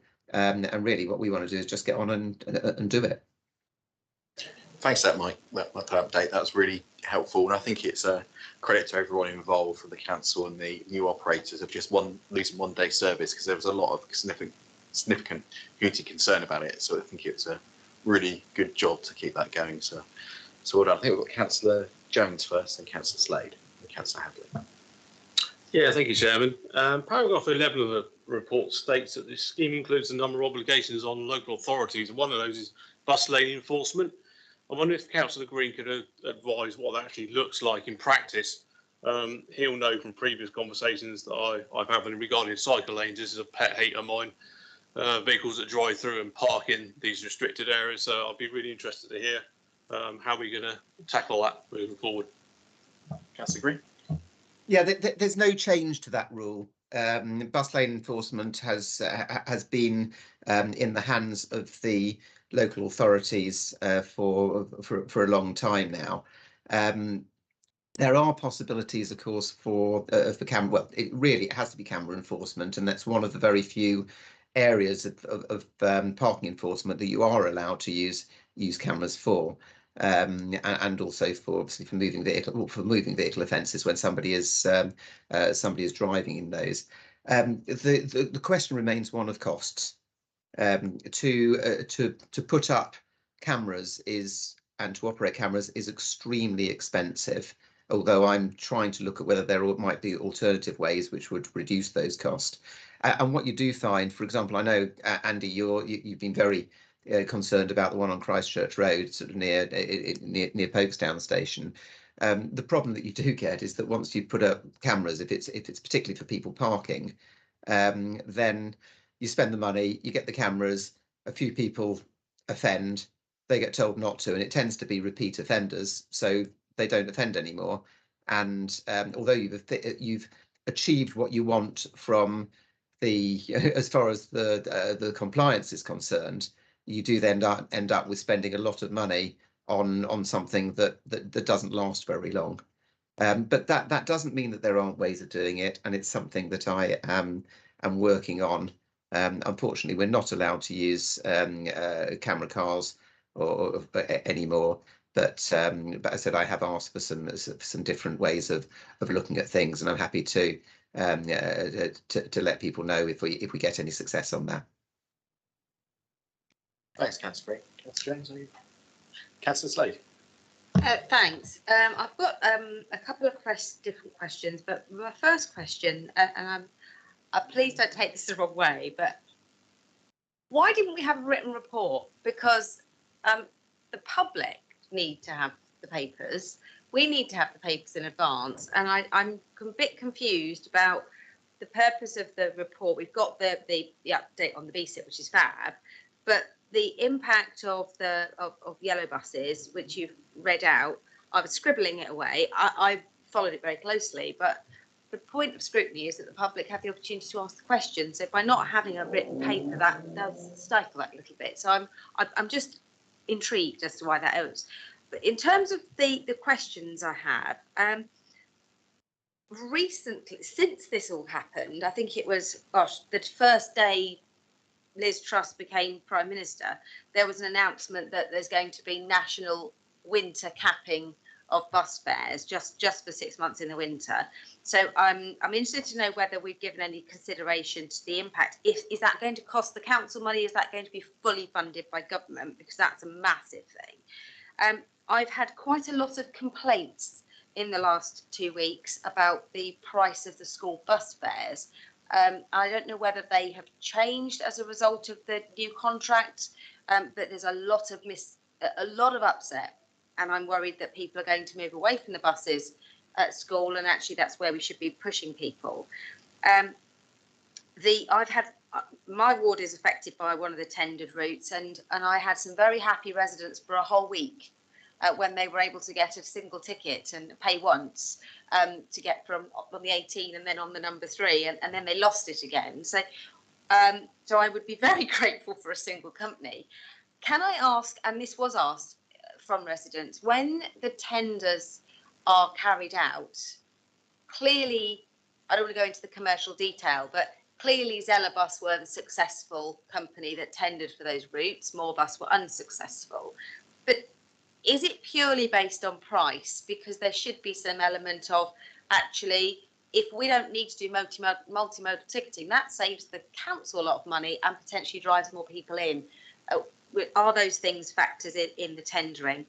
And the other thing I'm going to say, I say every time, I'm going to keep repeating it till something changes. We have parts of BCP that are not in Zone 1. And if you live in Merley or Broadstone and you're looking to go half a mile in one direction, even within BCP, you're paying into Zone 2.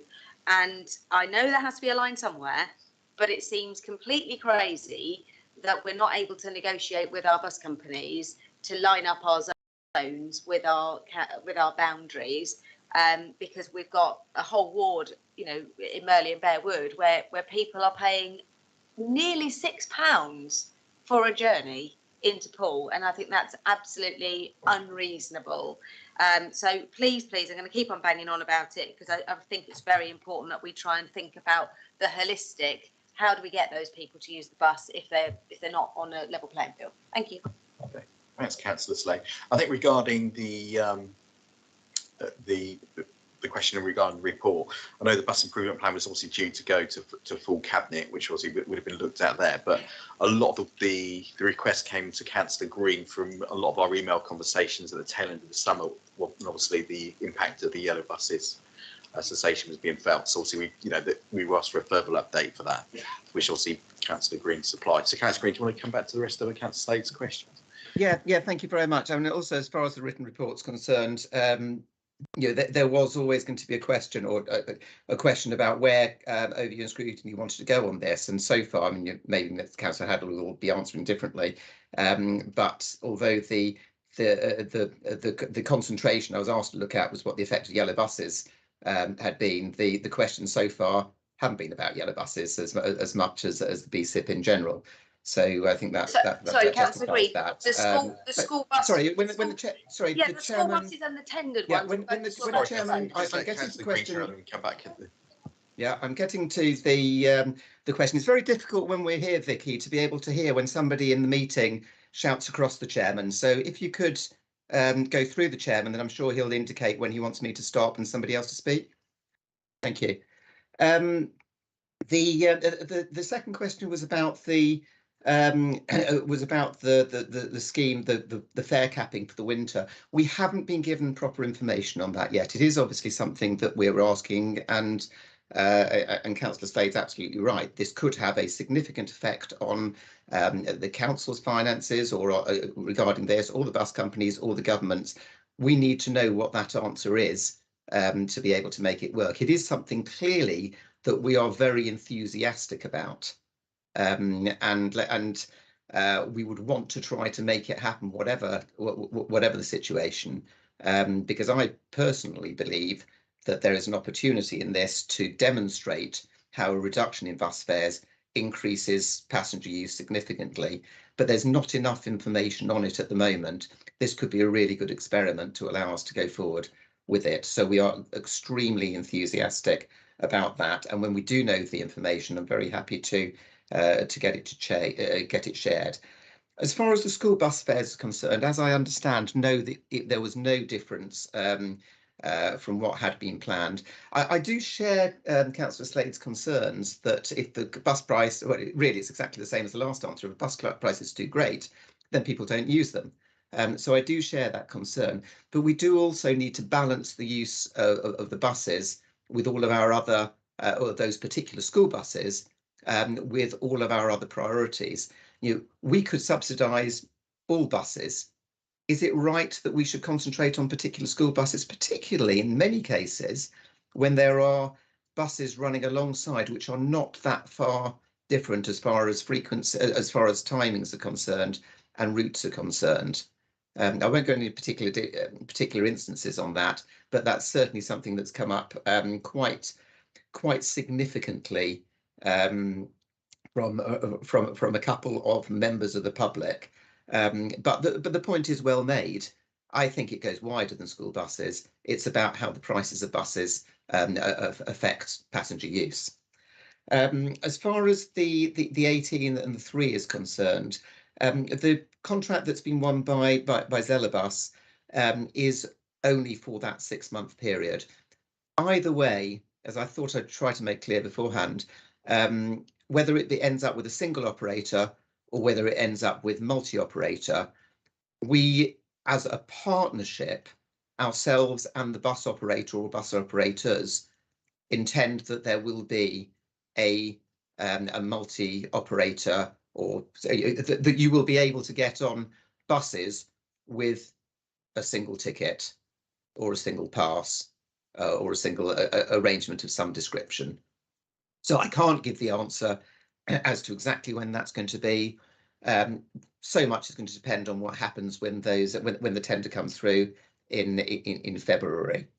As far as Zone 1 and Zone 2 is concerned, or the A and B, depending on which bus operator that we were looking at, as Councillor Slade says, there needs to be a line drawn somewhere.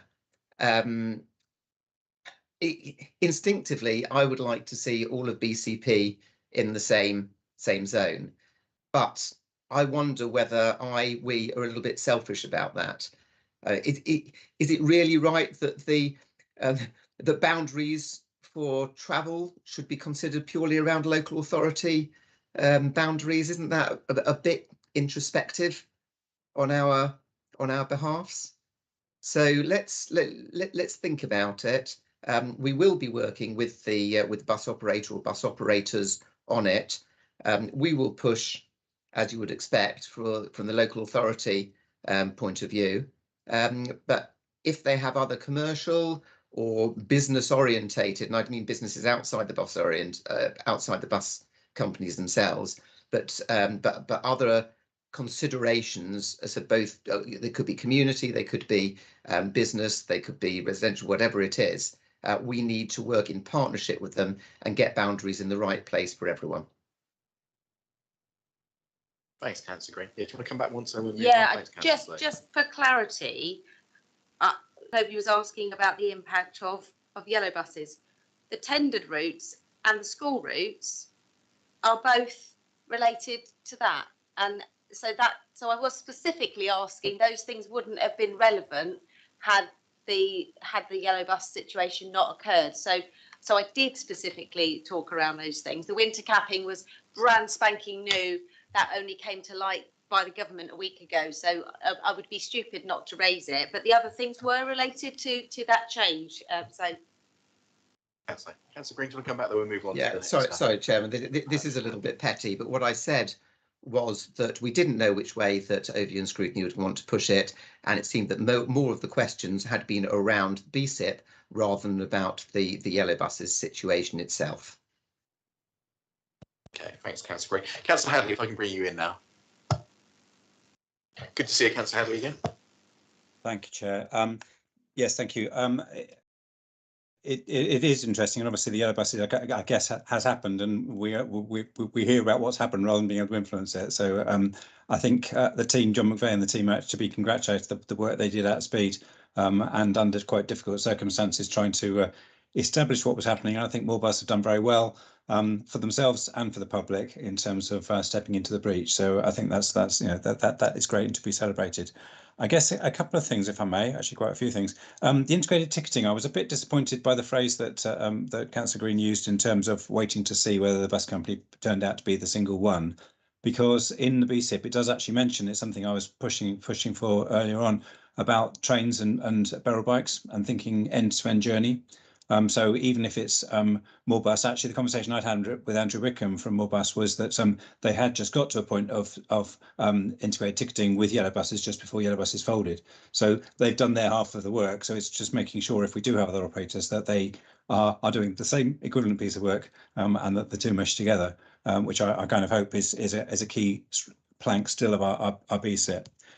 In terms of the national bus fare cap, that's only 3 months. It's only January to March, and I worry that I mean, with Councillor Green, I'm keen on the concept in terms of reducing the fares and demonstrating to the bus companies that actually they will get a lot more customers if they reduce their fares, because it's what so many people who don't catch the bus want, and they're not the people they generally seem to poll when they're looking for improvements. So I'm really keen to see that happen. I'd love it to be more long term, and in common with most European countries, they do subsidise the buses in order to for the beneficial effects to the whole network.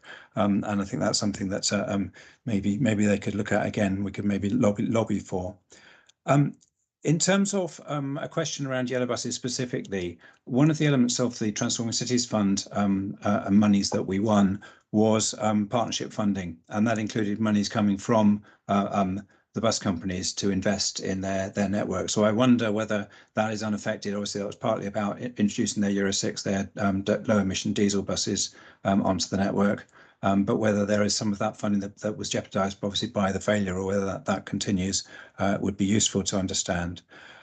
There was an element within the BCP programme around improving the priority for buses at traffic light junctions. And one of the things that I'd be really keen not to forget is that the pedestrians, sorry, the bus occupants, the customers, are pedestrians when they get off the bus. And we did manage to improve some of the pedestrian crossings as part of COVID, detecting them on demand and prioritising them to get across the junctions.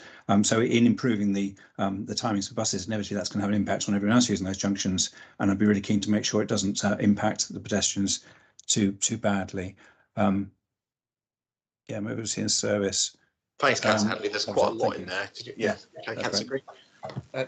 Thank you. It will surprise few people to say that I agree pretty much exactly with everything that the Councillor Hadley has said on this.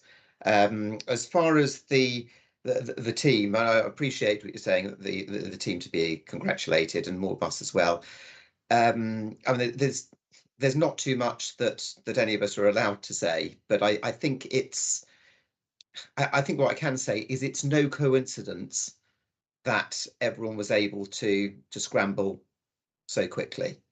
There were contingency arrangements that were put in place for an event like this, and I'm going to specifically mention John McVeigh as an officer who was involved for many months prior to Yellow Bus's collapse, and in all the time since then, who has done a huge amount of work. Yeah, it isn't a coincidence that that extra buses were about, or that they were parked, that some of the stuff was parked in BCP owned property. It was not an incomplete surprise that unfortunately that the Bournemouth Transport failed financially, and I think that the team, or the teams across BCP Council and Go South Coast particularly, worked superbly together. And I hope that, although it's an awful situation, that sense of working together, that is really what the enhanced partnership should all be around. and I hope that it's brought people closer together and realise just how aligned we are in our objectives. Going on to the integrated ticketing, while like Councillor Hadley, I would like to see trains and barrel bikes included in it as well. That has always been out of scope for the ticketing itself. What is in scope is that it should be included within the app, the Journey Planner app, and that is absolutely still required. And I would hope that that will take place really quite quickly.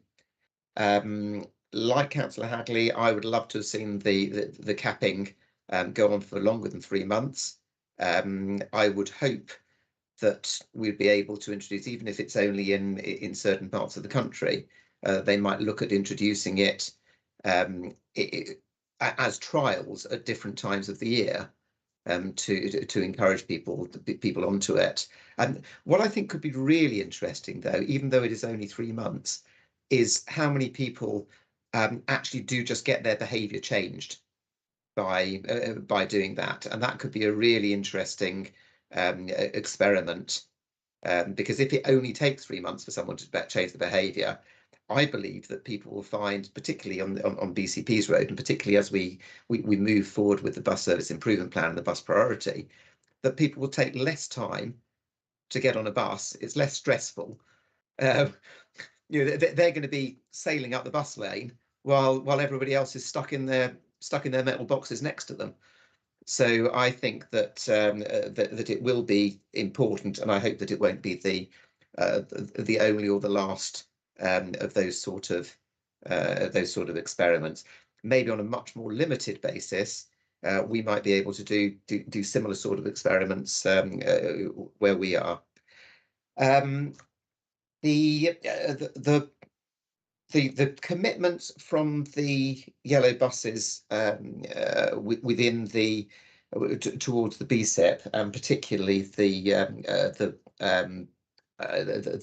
Euro 6 buses, I think it had been, from what I can understand, the elements of that had already been watered down in our expectations over the COVID period, when we saw that the profitability was being squeezed.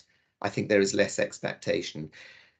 I don't expect the change in yellow buses to have any effect on the total contributions that come in from the bus operators, as far as that is concerned. And in fact, a lot of that investment on bus type change, etc., had already taken place. So my answer, and I can try and get a more exact answer for you, Andy, but I think that it will have very little it will make very little difference as we go forward. And your last point was on the bus priority at crossings, etc., traffic lights. I think what we've done is we've included is something like it's gone out of my mind, the actual number, but I think it's something like 43 extra that are coming into this programme. I agree with you about the pedestrian phasing on it as well.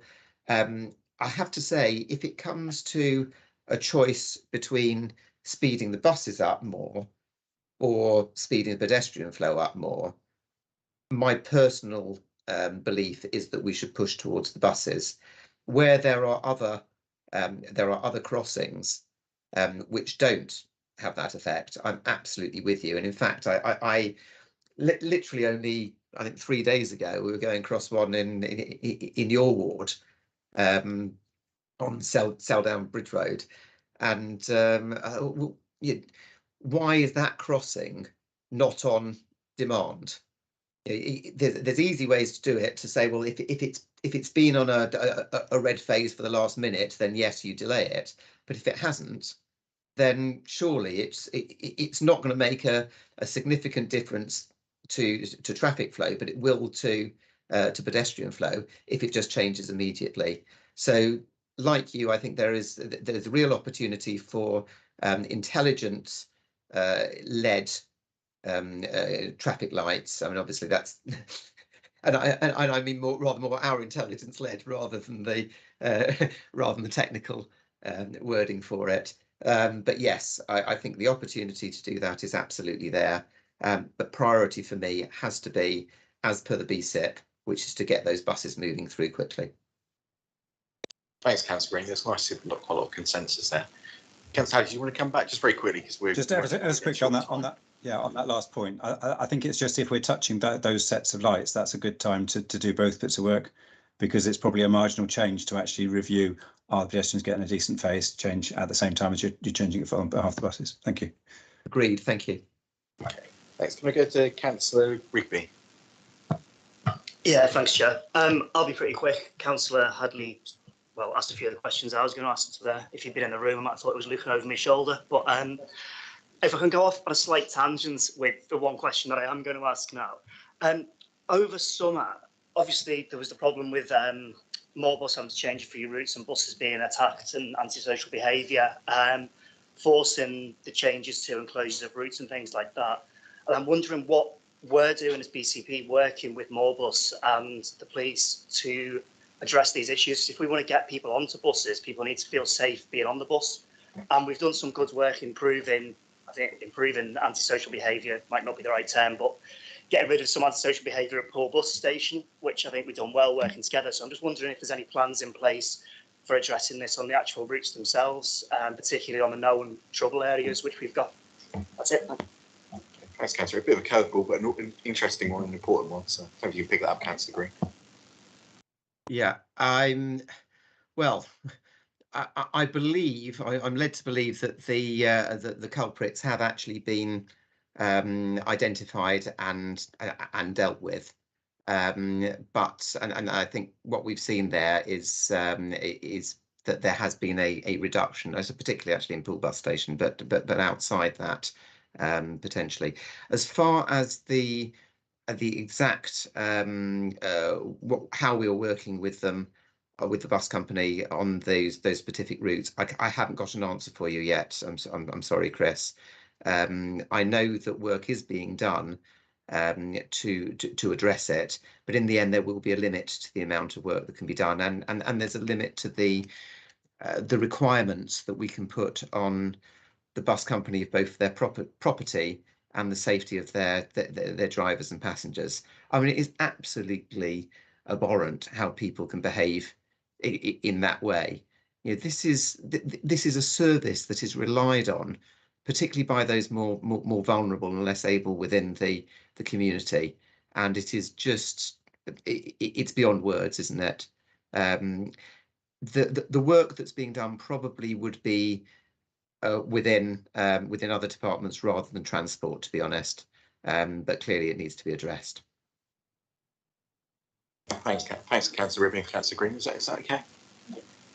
Okay. But I think we need to thank the police for their efforts, because they were on that and they're quite high profile in dealing with that. So it's good to see we're moving forwards on that. Mohan, we'll put you next. Yeah, thank you, Chair. I was actually going to raise a question. It was in fact on recommendation B in this, which is more a kind of governance kind of question rather than the details of the scheme itself. So for the flow of the meeting, I'm happy to wait a moment till any more questions about the scheme itself are covered, and then if I may come back, if that's helpful. Yeah, I'm happy with that. So, Wayne, can we come to your question? We'll come back to you, Mohan. Thank you, Chairman. Declaring an interest as a bus passenger on this one. Route 4A was long depended on routes serving residents between Bearwood, Kinton, Northbourne and on into Bournemouth via Winton and Moordown. This was altered by yellow buses, causing confusion for passengers. That led to lower usage, followed ultimately by its removal. With the enhanced partnership, what measures could be put in place, perhaps, to try and prevent loss of long-established routes, such as the 4A in future, and potentially look at reviving routes such as this one? Thank you. That's agree. Yeah, I mean, clearly it's all going to have to be looked at in the round. Within the BCP, the majority of the money, the considerable majority of the money, is going to go onto the high frequency routes, because those are the ones which means that there are more people who are likely to use the bus rather than not use the bus. We will be looking obviously much wider. I do agree with Councillor Farr about the chopping and changing of services as being something which is very negative, and it may be that at some stage we'll look back at and try to analyse where yellow buses went wrong. One thing that you can say about them with surety is that they have made changes more frequently and more dramatically than some of the companies, bus operators around the country who recovered better. That doesn't just come round to the routes, it's even the numbering, and to switch from numbers to letters and then back to numbers again. It doesn't inspire the sort of confidence that we need for people who are using the buses and we wish to encourage onto the buses. But I think the key on this is that it's the very high volume routes which we have an opportunity to speed up, and in particular the route between the part of so many routes between Bournemouth Station and Bournemouth Square. Loads and loads and loads of buses go down that. If we can shave a few minutes off those routes, that will affect hundreds of thousands of journeys and hundreds of thousands of potential journeys. As a very rough indicator, we find, and it's been found nationally and I believe internationally, that if you increase the speed of buses by 1%, you tend to get a 1% increase in passenger numbers. That's pretty dramatic. If you can then look at it scaled up from that, sort of 5 or 10%, I mean, you've got some real big numbers here, haven't you? So we have to. I mean, it's like the question that came in from about Winkton earlier. Yeah, yes, we could put some subsidy in. We could do something. Would it mean that the number of people would go up from 1 a week boarding at Winkton to 3, 4, 5 a week boarding from Winkton? Possibly so. Could that money be spent better on the several 100,000 journeys that go between Bournemouth town centre and Bournemouth station? I think the answer is pretty obvious on that one. Okay. Thanks, Councillor Green. Are you okay with that? Yeah, thank you. Okay. Boham, do you want to go back to the comment that you wanted to make? A recommendation, isn't it? Even though it's I would. I'm not trying to shut down the debate that we've been having on the details of the scheme, but I would like to raise a question about its recommendation B. Excuse me. That a scheme like this is delegates delivery to the director and to the portfolio holder. So, if I've gathered it correctly, it's a scheme nearly £9 million. I'm aware it's a grant, it's an income rather than a sense sort of the money of taxpayers here in BCP. On the other hand, of course, it is a significant investment of officers' time and the machinery of this council, of course, which has other uses. But it's £9 million and it's a scheme which runs for 2¼ years, if I've understood it. I was assuming maybe January 23 it kind of starts and then it will finish at May 25, at least this phase of it. We've seen bigger, I know that, but this is a big scheme. For it to be now being given to just the director and the portfolio holder with the greatest respect. Maybe there's something implied in here about some interim governance during the course of it, as the details of the scheme as outlined are progressively rolled out, or as it's delivered in phases. I'm probably not seeing anything here about kind of where will there be checks along the way other than between the portfolio holder and the director of transport. I think something around there needs to be made much more explicit, but I'd welcome your view. Yeah, as I see that's the accountability, isn't it, for the for the post holders, the portfolio holder and the head of the director of transport. But the rest of it be the responsibility to the full council and the cabinet, I would imagine. Mike, is that right? Yeah, it pretty much is. And this is obviously a normal way of doing it on any decision that's that way one needs to be fleet of foot. But I think there's actually a key difference. Oh, and actually, sorry, I should also point out this isn't a paper that's that's being discussed. And I think this is a background paper that's come forward. I would imagine that this decision will probably now have to be taken by the chief executive under emergency powers because of when the next council meeting is. But the difference between this and some other decisions is we've got to remember that this is around a partnership. It's a partnership with the bus operators. So the decisions will not be taken directly by the council. They will only be taken by the governance of that partnership on which the council will be sitting.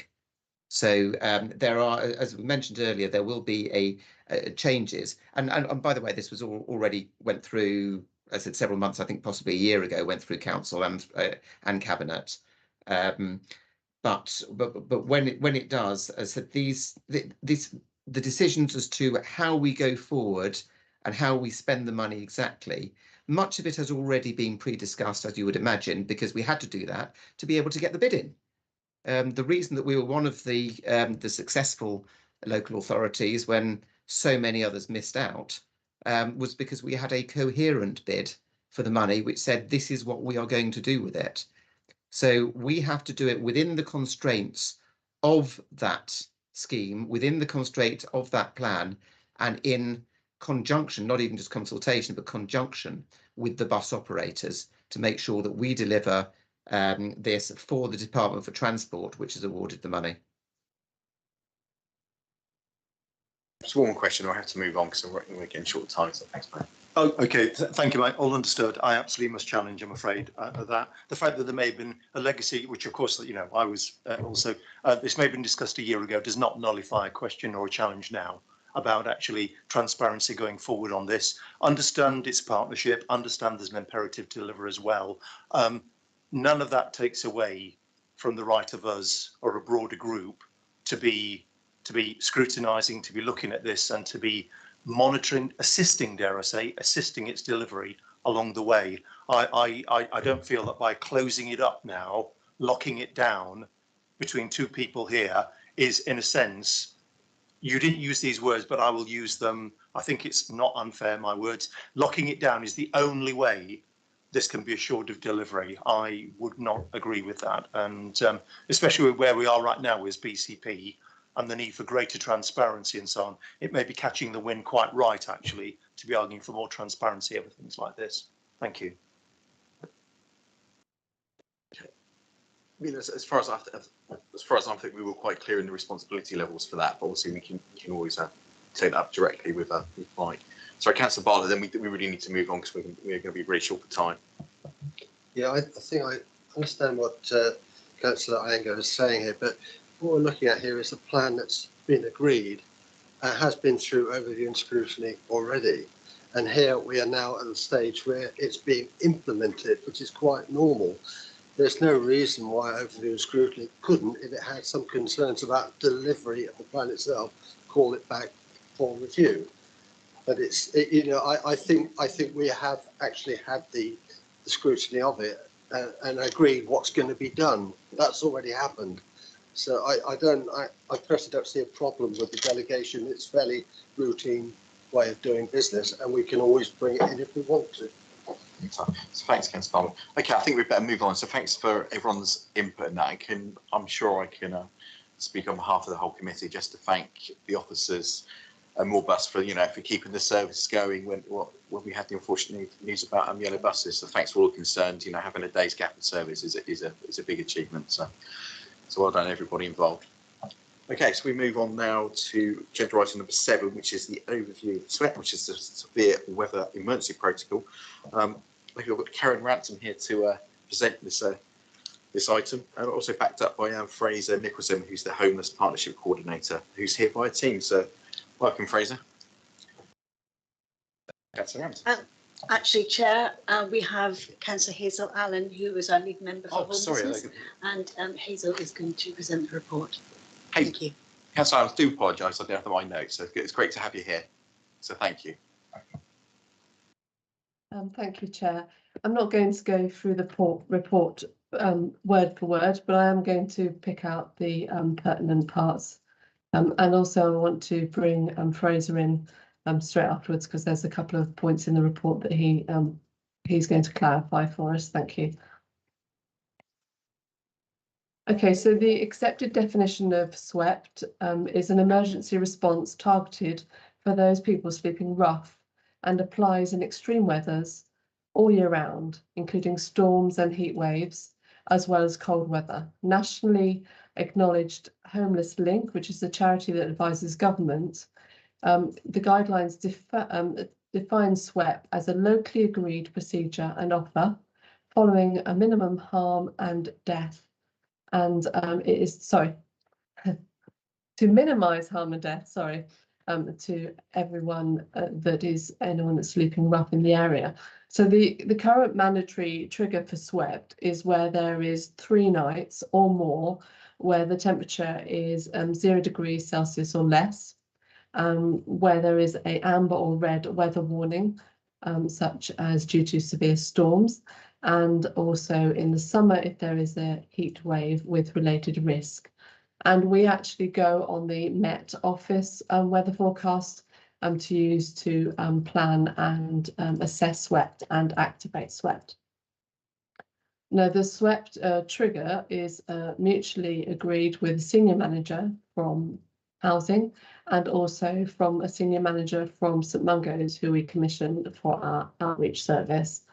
However, the trigger is basically dictated by the protocol, although there are discretionary arrangements around this for activation. Typically around 50% of those who are currently rough sleeping accept a SWEP offer. And although this has increased over the last couple of years, when there's been changes to the protocol in line with the COVID restrictions, and also we do offer options to accept people's pets when we're offering the accommodation. SWEPT is also an opportunity to do further engagement, and often with entrenched rough sleepers who have refused accommodation previously in the past, often then do stay in when SWEPT is deactivated and accept accommodation offers. So it's a positive. So it's not always that people that come in through SWEPT will go back out to rough sleep. It's reviewed annually. The Homelessness Reduction Board is responsible for providing the assurance of an effective SWEP offer, but it's the Rough Sleeper Action Group that make the recommendations and help us to review our SWEP offer. And recent changes that were made through review have meant that we now mandatory trigger for amber and red warnings where there's a related risk to life. And as a result, we've had 2 activations of SWEP following that change in protocol. And there's shortly going to be further amendments when it's reviewed, because there's an annual review process. And I think it just shows that there are, this is a flexible process. So BCP Council and our commissioned Rough Sleeper Outreach Service St Mungo's participate in SWEPT workshops and facilitated by the Homeless Link every year. Our SWEPT offer is in line and benchmarked against other similar local authority areas, and the HomeLink charity and winter provision and SWEPT toolkit is used in this process. Further to Rough Sleeping Action Group meeting in the summer, and following participation in national best practice workshops, BCP Council were able to share a range of positive examples of effective SWEP agency collaboration, and the group were able to make recommendations following the revision of existing protocols. The protocol is due to be reviewed, as it is annually reviewed, and we've got some excellent recommendations coming forward, looking at including a senior health representative when we're considering triggering SWEP, and also making sure that we record every time SWEP is considered, even if it is not activated. Where the prerequisite trigger outlined for the protocol is not applied, there remains flexibility and discretion to activate and extend SWEPT, as weather events are never quite the same. And for example, where discretion has been used in the past, we have continued with SWEPT when the temperature has dropped and then gone back up, but we know it's going to drop again. And we've often extended SWEPT for a couple more nights because of that. And the trigger of SWEPT due to the red and amber warnings, as I say, has led to 2 activations that we wouldn't have done previously in previous SWEPT protocols. So it's a flexible, movable protocol that's being reviewed all the time. We are looking to have clearer terms around the flexibility related when we update the protocol, so that we are a bit clearer on what we do around hot weather, because as Councillor Rampton mentioned earlier, it's not exactly the same offer with hot weather as cold weather.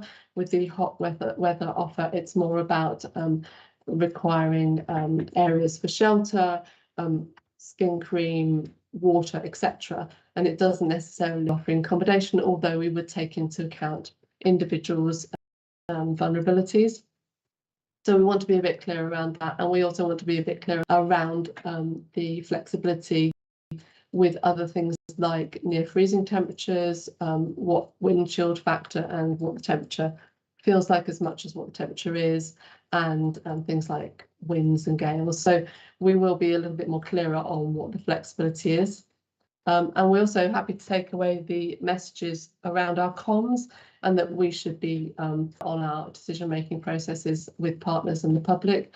But hopefully with the new council homelessness website that's coming forward soon, we can further improve our communications. I think it's really important to note this is an emergency protocol to protect life, and is only a very small part of the service offered to those experiencing homelessness in the BCP area. Services that have been identified to be representing best practice through excellent partnership working, which is reflected in grant funding received, and that SWEPT is just a small part of that offer, and I think it should be viewed in that context. And just to reassure, with regards to financial strategies, we've just received excellent grant funding over a three-year period, 22 to 25, and there's funding within that to cover SWEPT, so there is no concerns around the funding.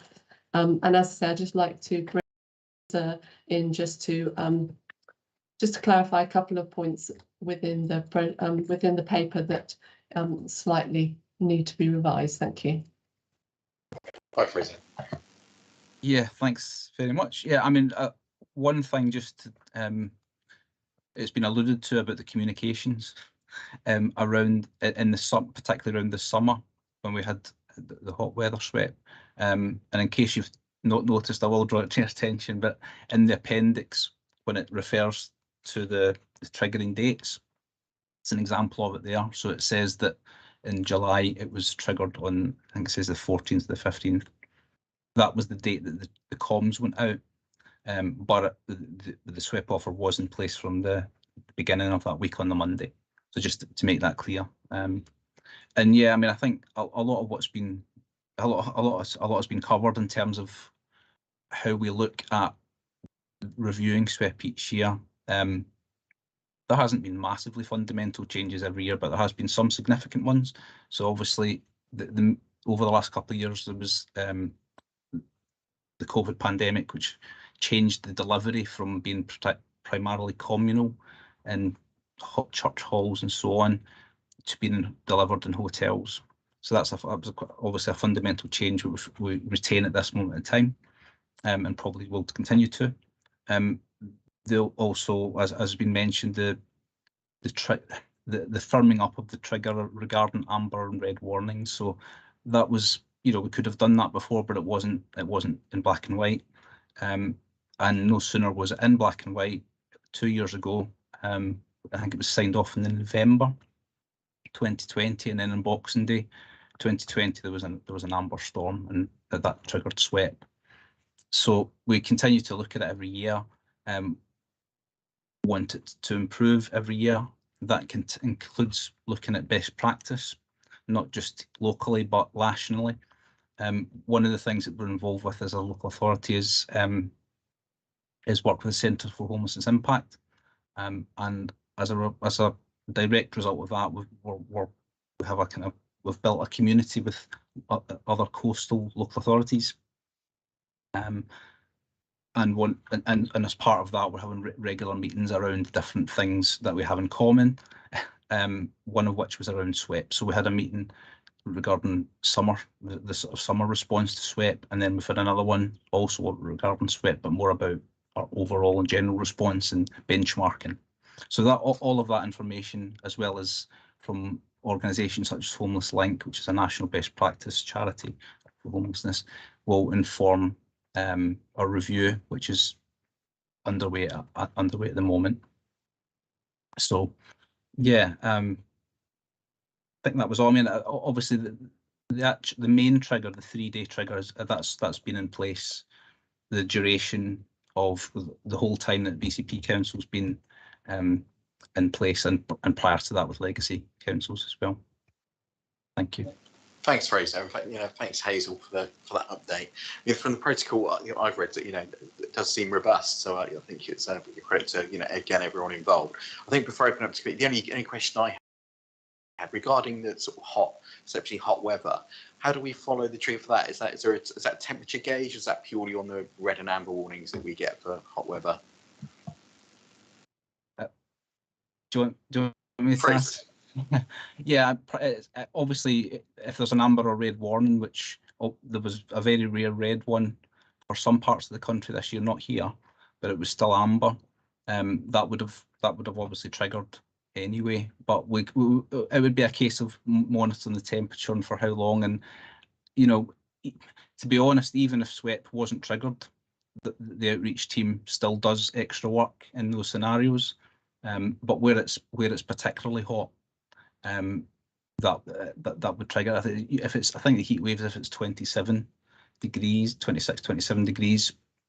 But these are the types of things where one of the things that we're going to make sure that's within this review of the strategy, the protocol, is that the position with hot weather SWEP is clearer, because it's not particularly clear at the moment. It mentions it, but it's not very clear. So we're going to add clarity regarding that. That's the exact reason. That's the only thing I noticed from it, because I think the rest of it seemed reversed. I think Councillor Rigby, you requested this item to come forward onto the forward plan. So do you want to speak to this, Councillor Rigby? Yeah, I can briefly. I was just going to mention the hot weather one actually, because I was just looking at the I think I've got the most up-to-date version, because the appendices didn't come across very well in what I've got. So I think I've got, just to check, the BCP SWEP Protocol 2122. I've got the version 2, 2021. Is that the most current which is available at the moment? Do you know offhand, Fraser? Sorry, say that 2021. 2122 version. 2122. Yeah.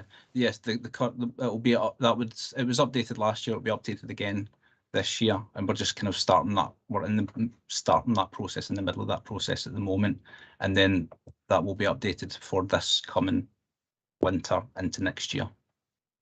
Okay, cool. Yeah.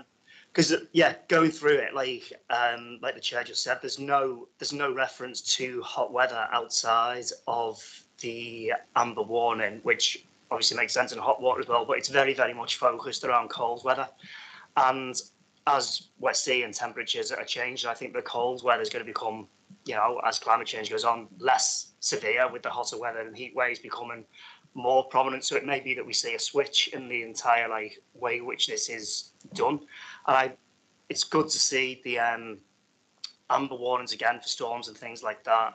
And I do look forward to seeing the revision to this, to see how it's changed with what we're experiencing now, because a few years ago we wouldn't have seen hot weather SWEP being put in place. So what we're going to develop and what we've learned from it is key, I think.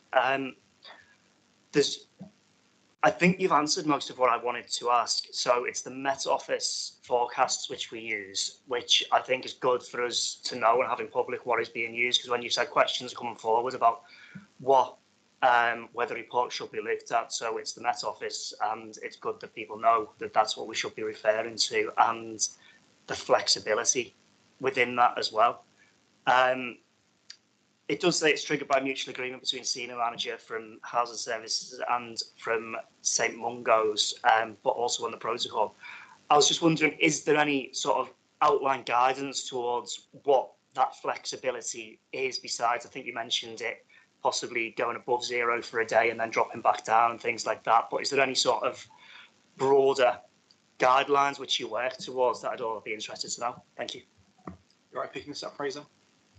Sure, yeah, that's exactly one of the points that we're going to add to this year, a bit more clarity around that, because it's it is quite vague in that sense. It's a bit of discussion about risk, a bit of experience from of the outreach team as well, taking that into account. But I think that's something that we've sort of committed. It's in the paper as well about that's one of the areas to add some clarity. So not just about hot weather, but also about cold weather. Thanks for that, Councillor. I think that's a really important note that you use the Met as a metric, for covering temperatures and things like that. So I know a lot of people use different apps and different methods, and I think it's important that we all make sure we communicate with the residents and the public that we're using the Met guidance on that. So thanks for both of you for clarifying that. So Councillor Bartlett, I think you want to speak. Sorry, can I just? Sorry, Councillor Anne, sorry about that. Yeah. So I just wanted to also say at other areas and what they do, it is a little bit difficult to clarify, how those sort of decisions are made around the flexibility. And I think that's the thing that I'd really like us to pin down a bit more. But I think there is variations, and I think that's something that we really need to discuss further with partners, and that's why we work under the Homelessness Reduction Board and with our action groups, so that we can work with partners across all the different agencies, because no one person's got their expertise to really understand and unpick that. But I think that's something that we're learning about, aren't we, Fraser, from other areas, and that's why being part of all the different organisations locally, but also benchmarking against other areas and with national guidance will help us to do that. So I just wanted to say that it's a little bit of a nuanced thing, which I think we need to just get a bit better at. Thank you. Thanks, Councillor Allen. Councillor Bartlett, I think you had a question.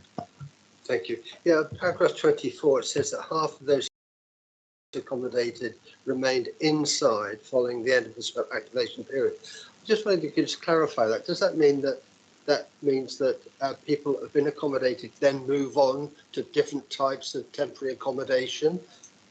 In other words, it gives an opportunity to reduce the number of people sleeping rough, or is it just that they stay inside for the duration of the SWEP period?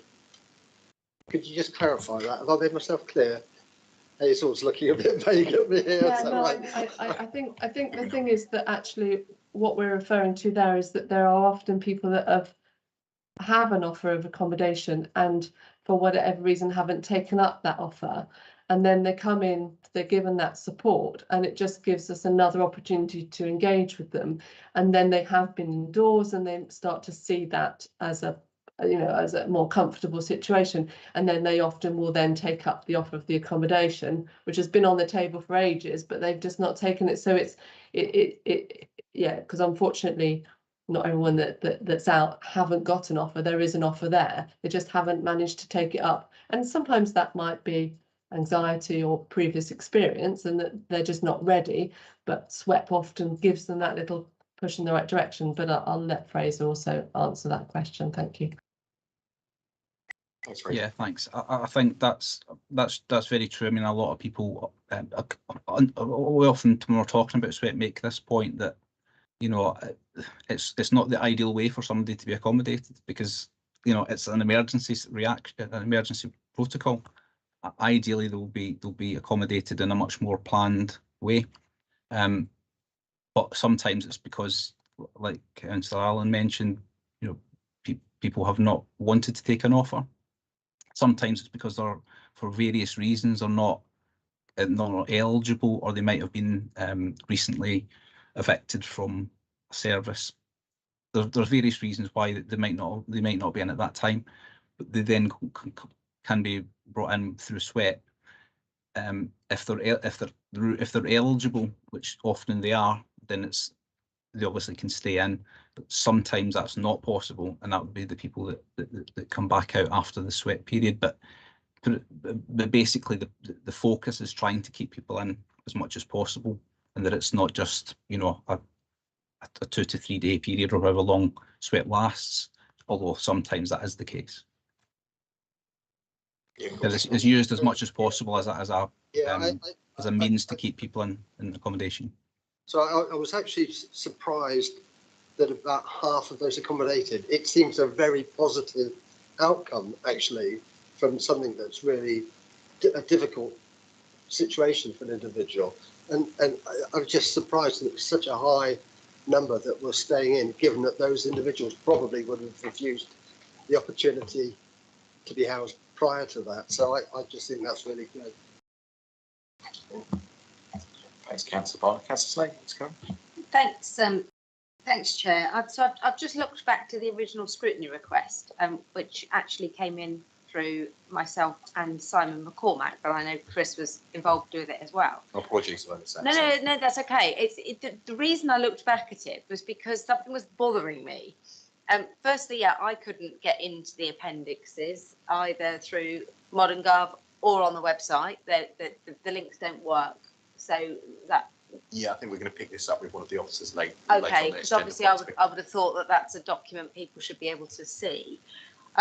But I remember when we submitted the scrutiny request, it says in here, the SWEP protocol for 22-23 should be in place by September 2022.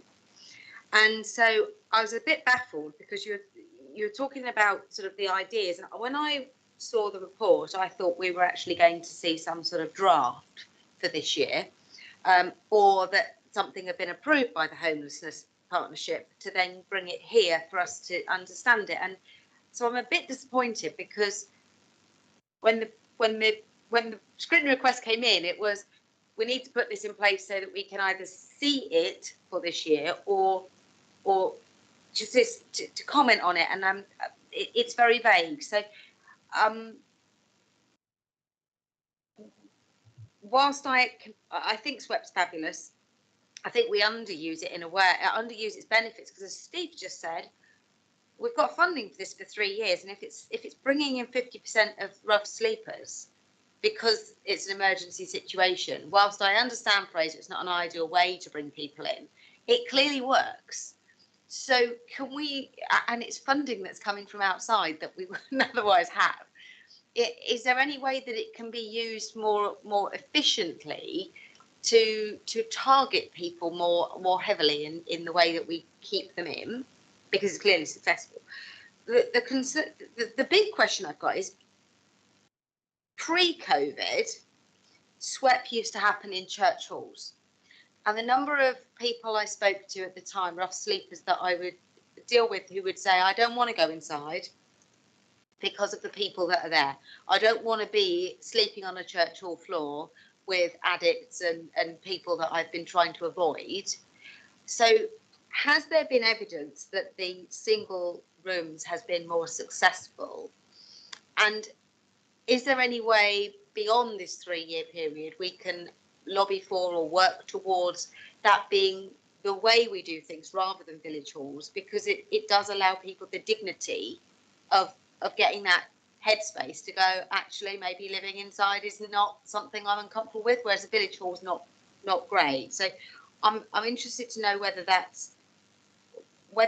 we can develop the data to prove the case, and whether there should be some sort of KPI around, one of the things we asked for looking at this request was detailed dates and circumstances since the final year of former councils and each year of BCP, and invitation of other persons, including NHS and veterans, to try and actually look and see if there's a pattern.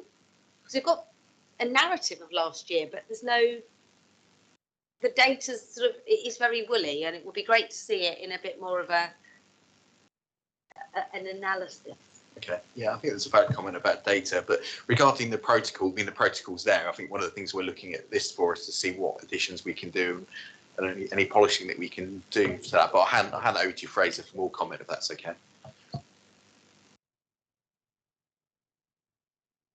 Yeah, I mean, I think I understand what you're saying. I think that obviously the other thing that we're talking about is that how SWEP is an emergency protocol, so it couldn't be used all the time. There is an offer that's available that's there all the time, but not everybody's eligible for it. So that's the tricky bit with that. I think certainly in terms of data, I think that's something that I think we're all agreed on, that the best way to understand what works is through data. We are doing a lot of work with, I touched on it briefly earlier, the Centres for Homelessness Impact around improving that and improving how we're informed around trends and numbers in a way, and what's going to be more effective about preventing not just rough sleeping, all homelessness, but particularly rough sleeping and also repeat cases, because obviously the less we have in the first place, then the less we have to worry about in terms of SWEP. So yeah, I think that in terms of the protocol not being ready for this meeting, no, it's not quite ready for this meeting, unfortunately. I wish it was.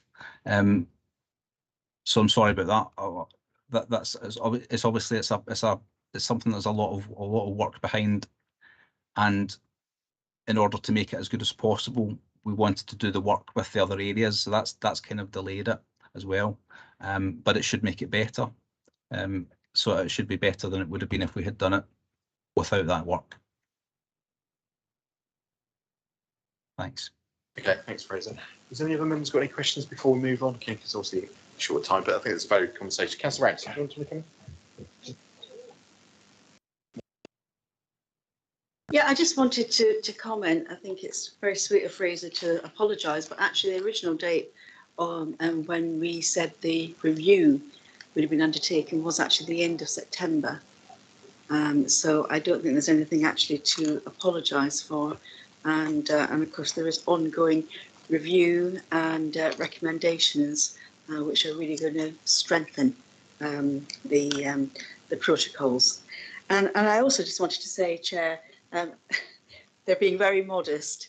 The grant for 3 years is 7.3 million. So it's a really substantial grant. And okay, part of the reason we've got that grant is because we have a need, but actually the main part is that we do this so well, and we work in partnership so well, and that is recognised by DLUC, and that is why we are successful with these grants. So I think I just want to praise Councillor Allen in her lead member role, but praise the officers for all and partners for all the work that they do to enable us to support our more vulnerable people. Yeah, I mean that should be recognised. That's a huge amount of funding. That's well done to everybody involved in that, and obviously the comments that come from members today will help strengthen the protocol even further going forward. So I thank everyone for their comments. I think sorry, Councillor. Can I just endorse Councillor Rampton's comments? As previous portfolio holder for housing and responsibility for homeless people under the Old Bournemouth and the BCP, I've never in my experience found officers or members take their responsibilities under triggering SWEP irresponsible. They've always been extremely diligent in when to trigger SWEP, and for anybody to suggest that they are acting irresponsibility or there's political influence is just false. So can I thank and appreciate the hard work that Fraser, who I work with very well, and Councillor Allen for what they do on SWEP. Thank you. Thanks, Councillor. Okay, so thanks, folks. I think we'll wrap that up there and move on to the next item. Would anyone, obviously we've been going for a long time, is everyone okay to get to sort of power through? Would anyone like a brief comfort break or? Yeah. 5 minutes. Okay, we'll do 3 for 5 minutes, or we just say aim to back. Yeah, okay, 5 minutes then, folks. Thank you.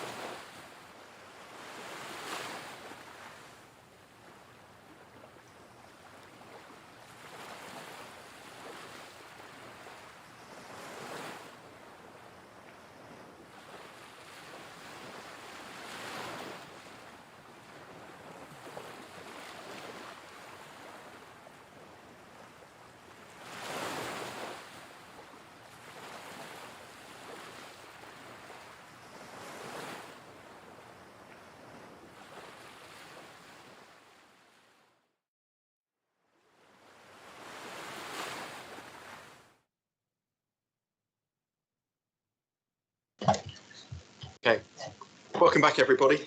Okay, so hope everyone's well. Okay, so next we go on to agenda item number 8, which is the bereavement services and business plan phase 1 update report and options for the appraisal of the future of the Poole crematorium facility. Before I go into this, there was some I think it was a technical issue with some of the papers that were issued yesterday. I think a draft papers were issued. So I've got Jess Gibbons just to give us a little bit of an update about that and perhaps lessons learned. So good to see you, Jess, and thanks for coming in and waiting so patiently. No, my pleasure. And I literally just wanted to apologise on behalf of officers for the error that was made in terms of the very early draft paper that was published for this meeting. The correct paper was actually published with the Cabinet papers, but not for this. So my sincere apologies. We are still investigating how that happened within the system and what went wrong.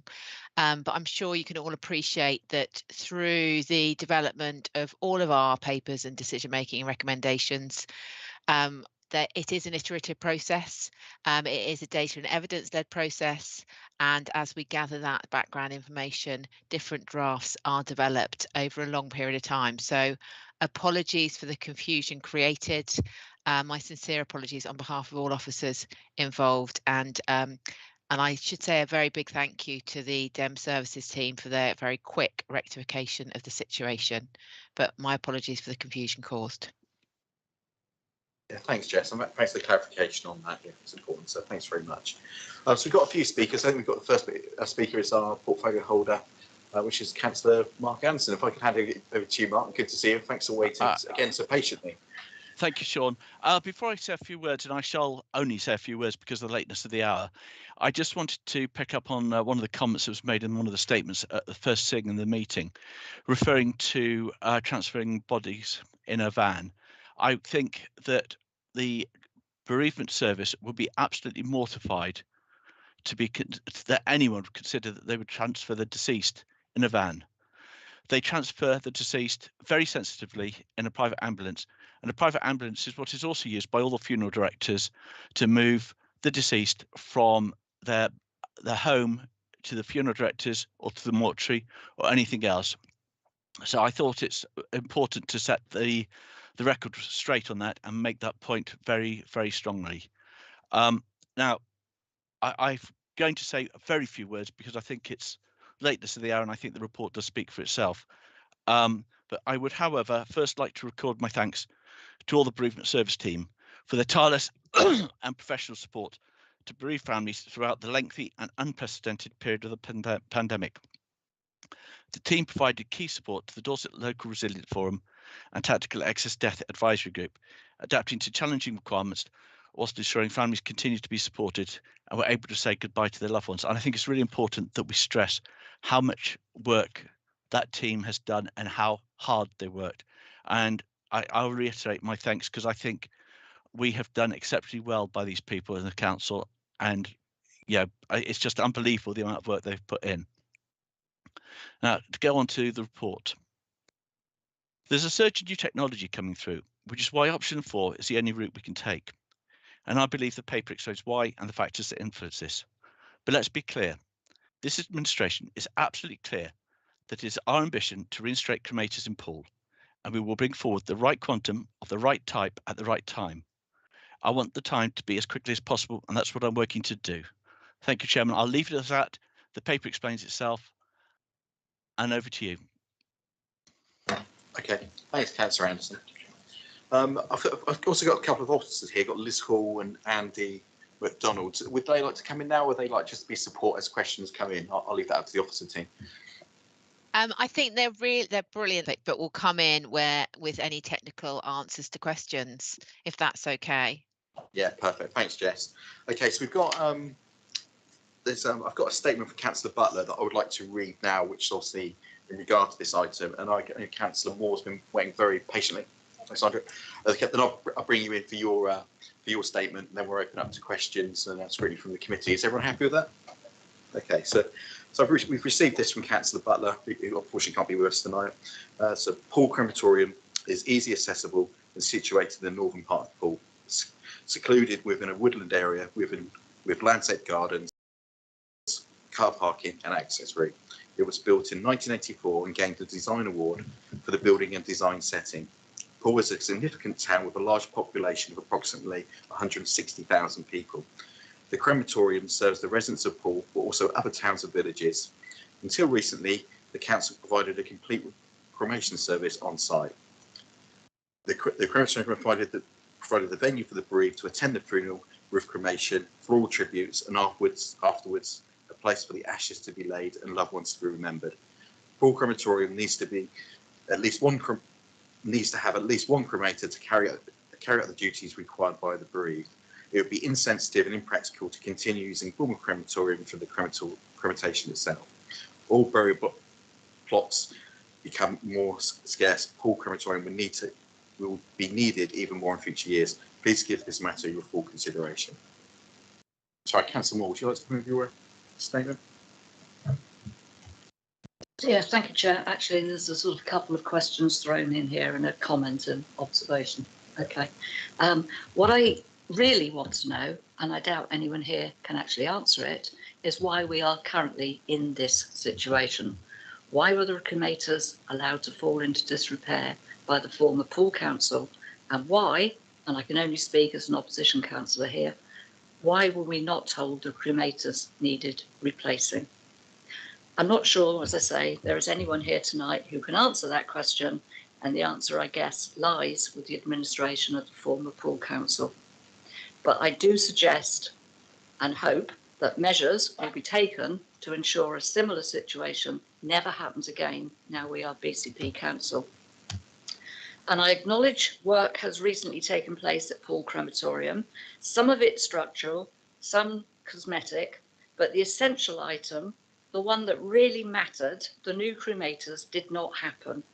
And BCP's decision to discuss matters after the proposed reopening date of the crematorium seems extraordinary to residents who ask why were they not consulted at the beginning of this process and before any money was actually spent. Finally, I would like to leave you with a comment from one of my residents who I think sums things up perfectly. He writes, "I know and appreciate funds are finite and all councils have a very difficult job in trying to balance the budget. But a town the size of Poole without its own crematorium would be downright shameful. There is more to this than trying to balance the budget. This is about the spiritual and psychological needs of communities. All of us want a place to say a final goodbye to loved ones and friends. To think there might not be a place to do so in our town is sad and disturbing, and it's a reflection on the attitude and understanding of those in authority as to what is important in this life." And I totally agree with that. Thank you, Chair. Okay, thanks, Dan, Councillor Moore. Okay, just before we open up the committee, just a question, it may be for one of the officers of Market South. Can you just give me the background of where, I know it's obviously in the report, but I think it's important for anyone watching to know, why the actual, the cremation service was actually closed down. We know, obviously, there was issues with the maintenance and the breakdown. Can we have timeframes on that and what the decision process was? I can tell you that it was closed down in 2019 under the previous administration. And I was told that it was closed down because there were no parts, but they didn't make a decision to rebuild it. They deferred the option at that stage. I don't know if the officers can add further to that. Okay, yeah, if we can just bring the officers in there for detail. Andy, are you able, or Liz, do you want to come in on that? Do you want to go, or shall I'm I? here, don't worry. So yeah, just to reinform that, when we, as you probably appreciate, the actual bereavement services were actually merged before LGR occurred, so we were actually working as one there. When we originally started, there were 3 cremators in Poole, which were in fairly poor state, and as a result of that, we've slowly had to rob the other cremators to keep one cremator going until I think we reached a position in April 2019. Oh, where 220. 220, apologies. Where we were entering into the pandemic and we were very uncertain as to the reliability of that cremator that was remaining. As we said, the parts had become obsolete. We couldn't get anything. We'd completely robbed out the other 2 cremators. So unfortunately, a decision was had to be made at that moment in time to close that cremator down and move all as part of any resilience plan we had already built in was to then cremate through Bournemouth. So that's really the background. And then, you know, we then had the COVID pandemic to deal with, which really distracted my team, who I want to personally thank as well in a public arena to the work that they put in and the effort at certain periods of time doing that. So that's the background. Yeah, thanks to Andy. I think it's important, to set the scene there. And I think in Councillor Moore's statement, I think there was obviously it's probably going to be difficult for us to find out perhaps why that investment didn't happen in the cremators itself in years previous to that. And I think perhaps at some point we need to probably look at our asset management. I'm sure it is much more robust within BCP, but perhaps look at that in detail at some point, in the future. I can assure you, we already have built in. It doesn't happen again. Said we already have built in our other cremators, and it was always the case. I can't answer for Paul because it was before my time. So yeah, I think we acknowledge that, Andy. Thanks for your hard work and obviously keeping the service going for as long as you can. Okay, I think on this point, I think if I can open it up to the committee to questions. So I don't know, Councillor Bartlett first, and we'll go from there.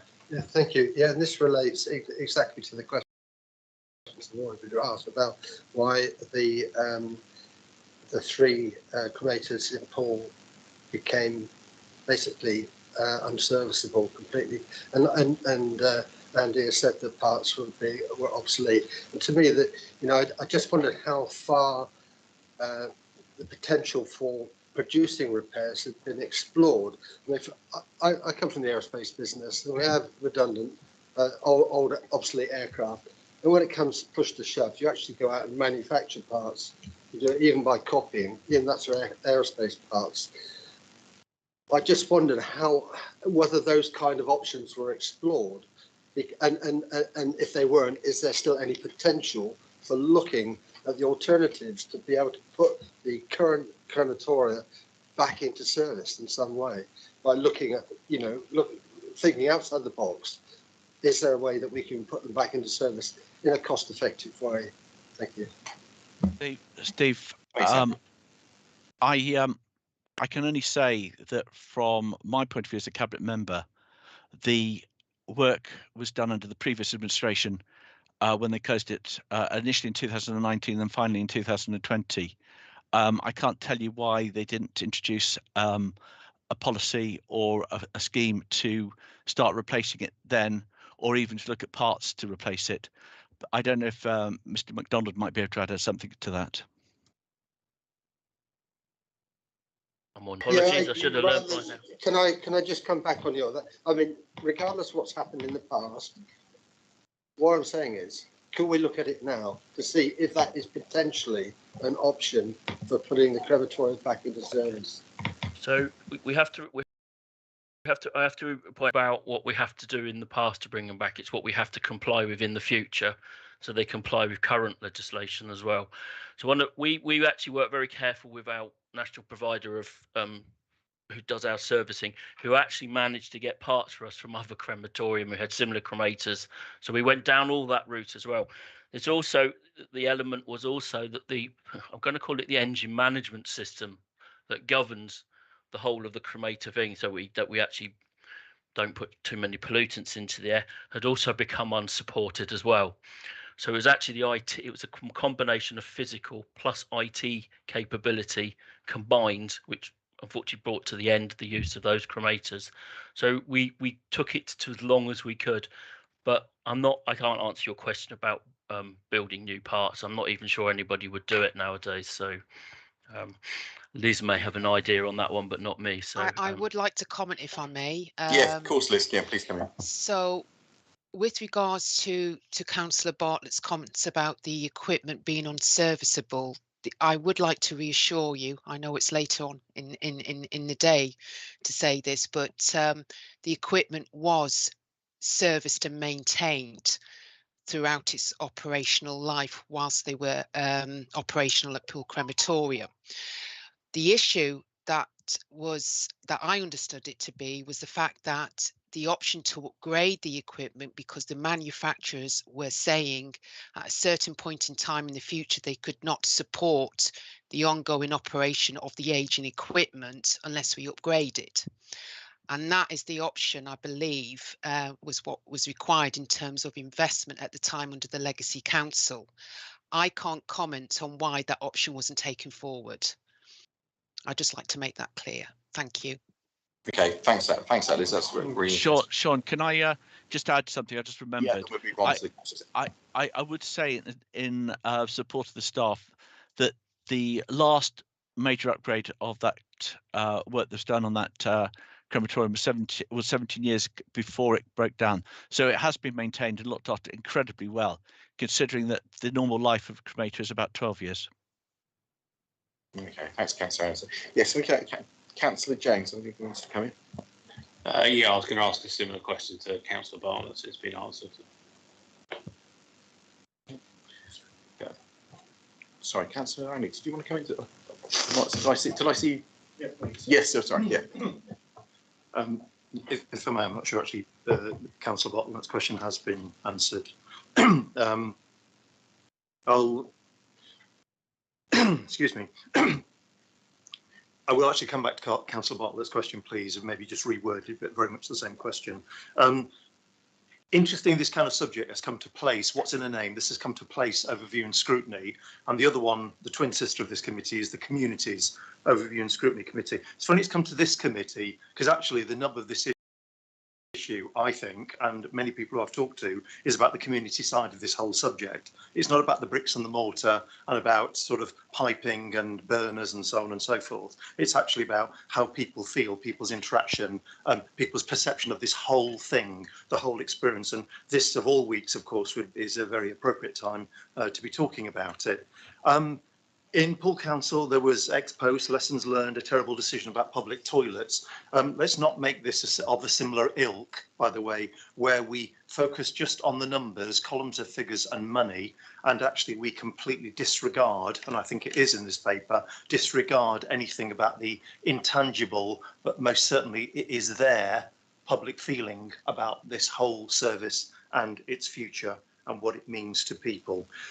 If I may, in the report, maybe a bit uncharitably, I did not follow the narrative and I did try hard. It's quite a lot of details there in many paragraphs, numbers of visits, etc., and it would have been lovely as a table. I've got to say, one definitive table of figures would have been wonderful in all of this that we could centre the discussion on. Apparently we've got the second busiest creme, but then it's only 50% used. I find it hard to put those two facts together. What seems to be there in this is that there's an enormous unmet demand for this service, and it's not just a short-term peak of demand, it's sustainable into the future, and we're not meeting it. There's cost and revenue figures in all that mix, but we're not meeting that need, and that need is being met very happily by the private sector. So the long-term need for this is absolutely there. I think I will come back to, there's more I can say, but I know, Chair, you want me to be brief. I will just, in a sense, repeat Councillor Bartlett's question.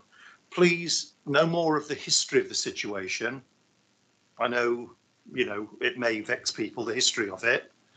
What is stopping us, and this is a high-level strategic answer we need, what is stopping us looking at the Poole site and putting something back into place, into operation, please?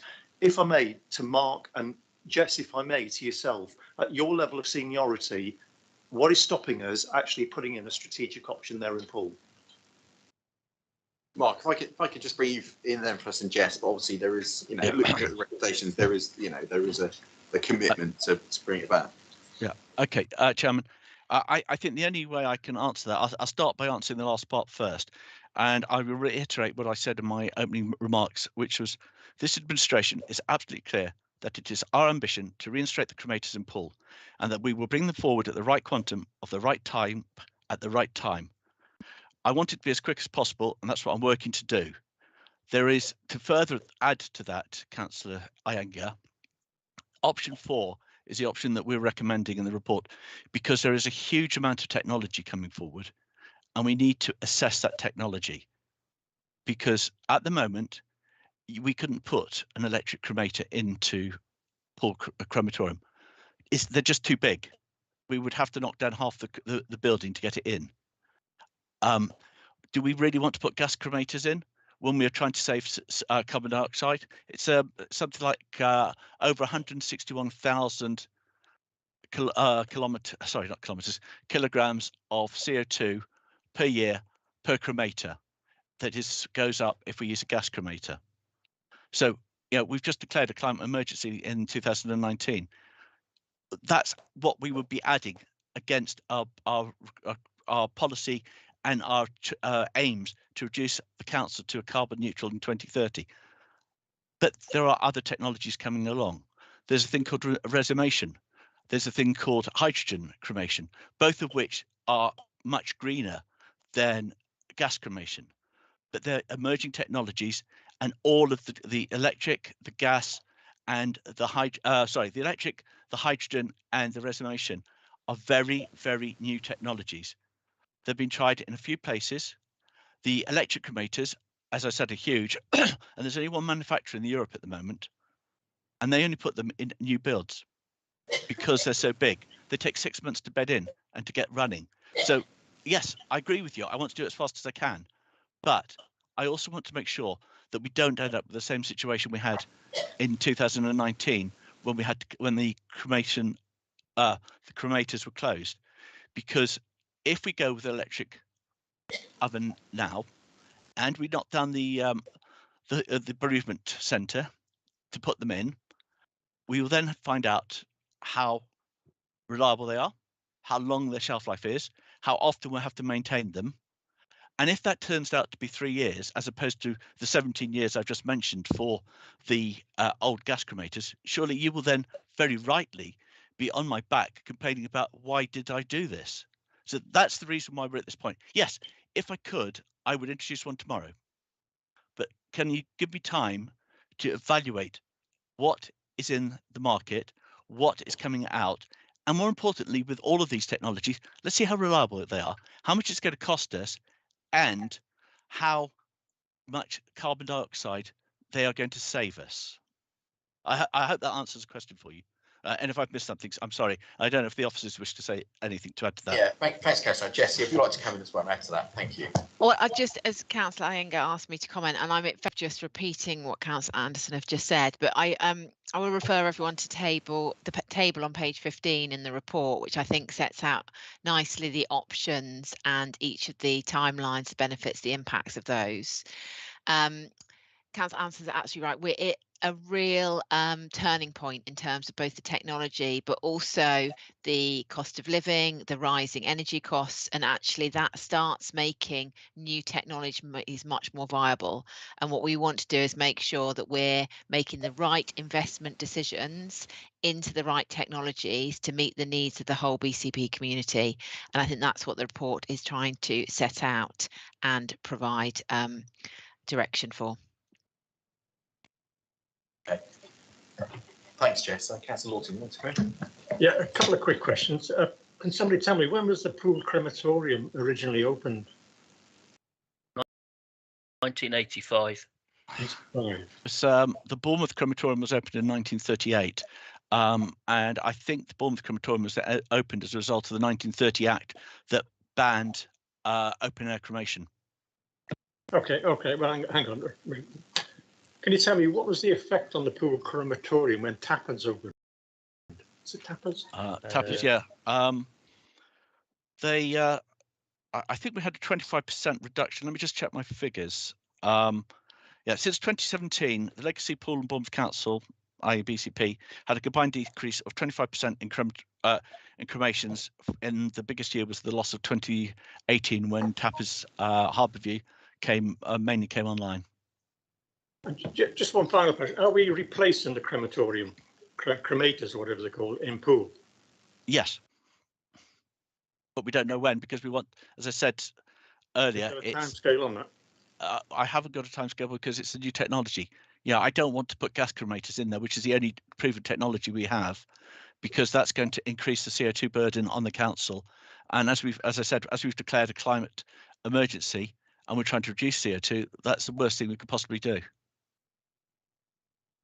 Okay. Yeah, thanks. Councillor Rigby, next. Councillor Slane. Yeah, thanks, Chair. I want to build on what Councillor Iyengar was talking about, actually, and your answers to that, Councillor Anderson. So I'm just trying to get this clear in my head. From your answer, you're concerned, there's obviously the implications of having to put these into an existing building, which might involve some demolition or adjustments to the building. So that aside, you're saying you'd like to know how long these are going to last for. Is it going to be 3 years and we'll be replacing them? I mean, surely these come with a warranty, right? When we can say, yeah, we'll have this warranty for 10 years, or are we just going to wait for 17 years while we see if someone else's will last for 17 years?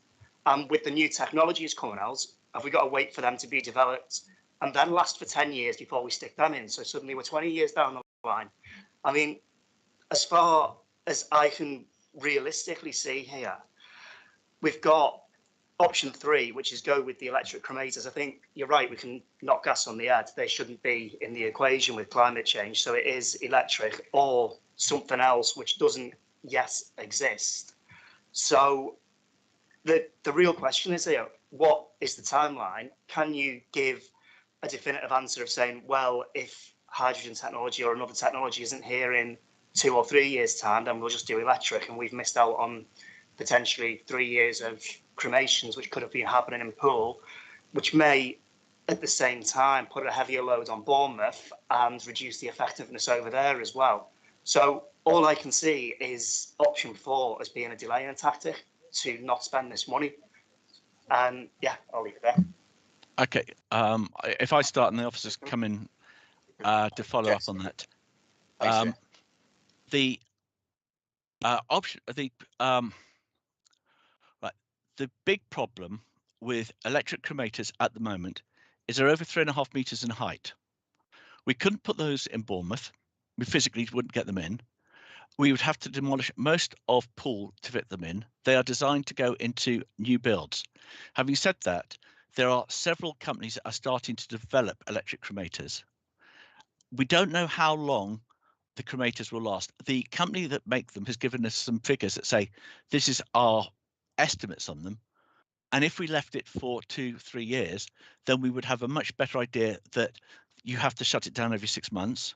You have to shut it down every year. They break down every 2 weeks or whatever. That's the sort of data I'm talking about. I need to see some information from a cremator that's operating in the country. I mean, surely, Councillor Rigby, you'd be having a go at me if I put in an electric cremator and then I had to transfer the deceased from Poole to Bournemouth because the cremator kept on breaking down every 2 weeks. That's the worst possible scenario we could have. But in answer to your question about other technologies, hydrogen is in pilot studies, so they're working on that. And it's more to do with the calorific value of the hydrogen. There's a technology called resumation, which is the liquefaction of the deceased.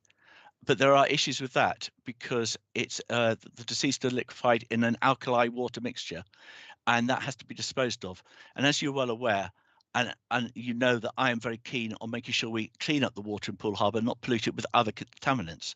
And that is something that we have to talk to Wessex Water about, and whether Wessex Water would actually allow us to dispose of this into the harbour, or rather into their system and then through the harbour. But as they're talking about phosphates and nitrates, which is the issues we have anyway, then that's another area we would have major problems with. So that those are two of the technologies that are on the horizon. I've heard talk of a whole raft of other technologies, but I'm not going to mention them because we don't know if they'll ever get to a pilot plant or whether they're just ideas or anything else. So hopefully that's given you an understanding of why we're saying it's better to wait a couple of years and build something now and then have to rebuild in 3 years. Sorry, Jess, do you want to add to that? Yeah, I will try not to repeat, Anderson. Really want to just bring in the point in terms of the capital borrowing for this. In terms for our recommendation to Cabinet to build this into the future capital programme, we also need to make sure when we're bringing through the detail of that there's a return on that investment, and that capital borrowing lasts for a significant period of time. So what we don't want to do is borrow capital for an investment to cremators that only lasts 3 to 5 years. We want to maximise that time period of return on that capital investment. And as Councillor Anderson has said, the knowledge around the technologies isn't good enough yet for us to do that with certainty. So we really want to make sure we give ourselves the time to understand it, understand the new technologies, make sure we're investing in the right technology that gives us a good return on that capital investment. Okay, Councillor Slade, sorry for the next one. Yeah, so in the last 15 minutes, I've done a quick search, and Oxford opened 2 years ago. There's open ones in the Netherlands. You talked about them, but in fact, in the paper, I think there are 4 referred to. So I'm absolutely horrified that, you know. Sorry, can I say, what technology was it that you found? The electric cremators. There is a fully electric Oxfordshire thing that opened in 2020. I accept that it is in a new build. I accept that. You know, but that you can't say that it's not happening, because it is. There are a number of electric crematoriums in this country, and there are a number in Europe. I'm really struggling with a few issues.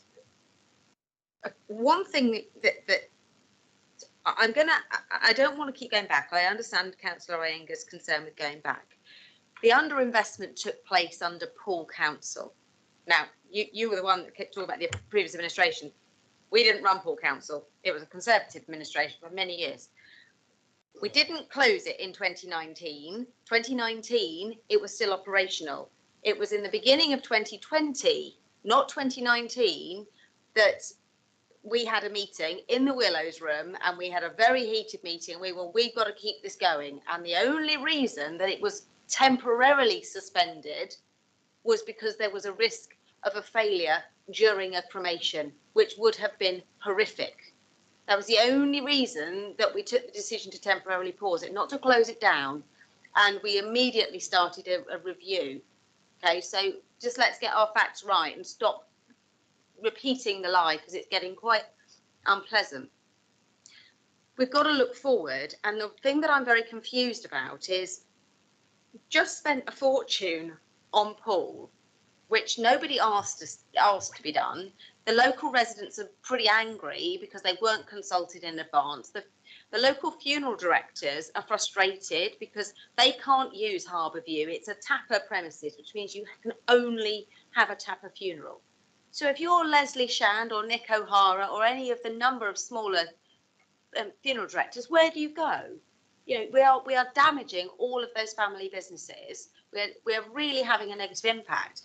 But the point is, you've made Poole a beautiful halo suite, which, you know, I look forward to seeing at some point. But we didn't ask for that. What we asked for was to return the cremators. And rather than spending all of that money, could have actually done some work at the back of the building to open up, to make space for the electric cremators. Instead, we've got a beautiful ceremonial hall. And yet, in paragraph 29, it states that a lot of the funeral directors locally have their own ceremonial rooms. So there is no need for a ceremonial room, because they do their own thing and then transport to a crematorium by hearse, not by black van that's been boarded out of the back, and I've just been sent a photograph. Yes, it's called a private ambulance, but it looks a lot like a black van. Paragraph 57 states that it will be at least 7 years before the Bournemouth cremators come to the end of their life, and the proposal is not to do anything until the Bournemouth proposal. So we're now talking 2030. So we were presented with a report in error after the deadline that was set, which has been in preparation for 2 years. So we got it late. It had 27-28, and then suddenly, in the last 24 hours, that 27-28 disappeared, and now there's no date whatsoever. So I feel even more nervous that as soon as possible is now is all we can offer our residents, and I'm really worried about that. I have a solution, and I don't understand why it's not being taken. Last year, £350,000 was thrown away just like that on electric barbecues. No one knew if they were going to work. Nobody was looking after them. They're really not good value for money, but it was done. They used SIL. Why aren't we using strategic SIL, which is capital funding, to do something for the benefit of the people? We don't need to borrow the money. Okay, Cassie, can I? You know, strategic SIL is the answer, and it could be done so easily. That's a valid question. Jess, can I bring you in that? Is that something I you could just wanted to reiterate the start that please disregard the draft working document that was shared in error by officers. There was an error on the system. That was a very early draft and should not be referred to. It, as you know, the development of all of our work is very iterative. It requires back and forth discussions. It requires all the looking into all the data and evidence. And that version was exceptionally early on in the development of our thinking. And we are still investigating how on earth it managed to get uploaded by accident. So please, Vicky, I know that you've looked at it, pretty frustrating to read, but that is not what this final report that you've got in front of you is saying. Can I just come back on that? I totally accept it, but if you look on the final report that we've got, well, let me make sure I've got the final one. In the grid, I'm pretty sure it says, hold on, unable to determine costs at this early stage for investment 27-28. So even the final paper under option 4 suggests that we'll be looking at the earliest 27-28, which is the same date as the previous paper. So unless somebody's forgotten to change that as well, then actually we are looking 27-28 as the earliest, which is what we were told until today. Thanks, Nicola. I mean, that's one of my questions. I'm not sure if it's best for I know Liz is indicating as well, whether that is a relevant time frame or that could be brought forward. Because I think I would imagine there'd be a lot of consensus with members, and obviously there's a political agreement, obviously from the cabinet as well, to get this service back as soon as possible, because I think we all agree that we need it. So I think that the key thing is about time frames, which obviously we've been talking about. Is there any sort of indication, or apart from what's in the papers, that we could get some sort of a financial year booked in to get this done? Councillor Gabriel, I think Miss Hall wants to come in, and I'll pick up after she's spoken. Yeah, thanks, Mark. Sorry, Liz. No, I on a comment that Councillor Slade made with regards to our funeral directors and consultation. She is correct that there was no public consultation undertaken at the time, but there were a number of consultations carried out with our local funeral directors, and also with some local, APSI was one of them. We had a specialist consultation that was commissioned with them with regards to the options that were presented in the business plan that was approved by Cabinet in 2019. And in that business plan, it was actually advised that under phase 2, we would reconsider, or Cabinet would reconsider, the reinstallation of new cremators. Phase 1 was purely on the ceremonial and the structural work, which is now near to completion. So I just wanted to make that point clear. The second point, if I may, Councillor Slade referred to funeral directors using their own ceremonial halls. She's absolutely correct. That is happening, not with all our funeral directors, but with the larger operating funeral directors. They then operate what we call a direct cremation service to a nearby crematorium. Now, one of the issues, I believe, from what I'm hearing in terms of feedback, not only from the councillors, but also from families, from funeral directors, is that the situation that exists at Poole Crematorium at the moment is that families do not like the thought of their loved one being moved after the final goodbye moment service to another crematorium for direct cremation. But that's exactly what the funeral directors are doing. They were doing it when we were cremating at Poole. They were doing it when we stopped cremating at Poole in 2020, and they will continue to do it because it is a growing market. I just wanted to make that point. So thank you. Yeah, thanks, Liz. Chairman, if I can just close Sorry. off that. Yeah, Councillor Anderson, It's I think Ms Hall has made the point quite clearly that in 2019 the start of the first phase of the business case was started, and as part of that was to look at the renovation of the ceremonial hall, and phase 2, which is a bit we're starting to talk about now, was to look at the cremators. It was never going to do the cremators until after phase 1 has completed. So I think I don't think I'll say any more on that, but I think I'll just remind Councillor Slade that 2019, it was her administration that was doing it. It wasn't the Conservatives that closed it and didn't decide to refurbish the cremator. And I will reiterate, we have stated that we are, and I'll read it to her just so she's aware of it. This administration is absolutely clear that it is our ambition to reinstate the cremators in Poole, and we will bring forward the right quantum of the right type at the right time. And we want to do it as quickly as possible, and that's what I'm working on. Just to make it clear, Chairman. Okay, thanks. Sorry, Dwayne, do you want to come in there? Yeah, thank you, Chair. I think it's kind of touched on my question, but I'll go ahead with it anyway. I'd like to ask Councillor Anderson what he thinks will be the effect of direct cremation on the cremation service in BCP moving forward. Thank you. Thank you. Thank you, Councillor Farr. I think the big problem we've got is that direct cremation really took off under COVID, and we're going to have to see how it pans out once things have started to settle down. I think we're just about coming to the end of a year out of COVID, and we don't have the data, but I would suspect it's going to have a dramatic impact. I'm trying to think of the name of it actually. It's the direct cremation, not direct cremation. Liz, could you remind me of the name of the cremators? Pure cremation in Andover. Yes, right. Their pure cremation in Andover have gone from being a non-ranked cremator to the highest and busiest used cremator in the country, purely through the direct cremation route. A lot of the local funeral directors in BCP are doing exactly the same. So we need to establish what's happening in the market.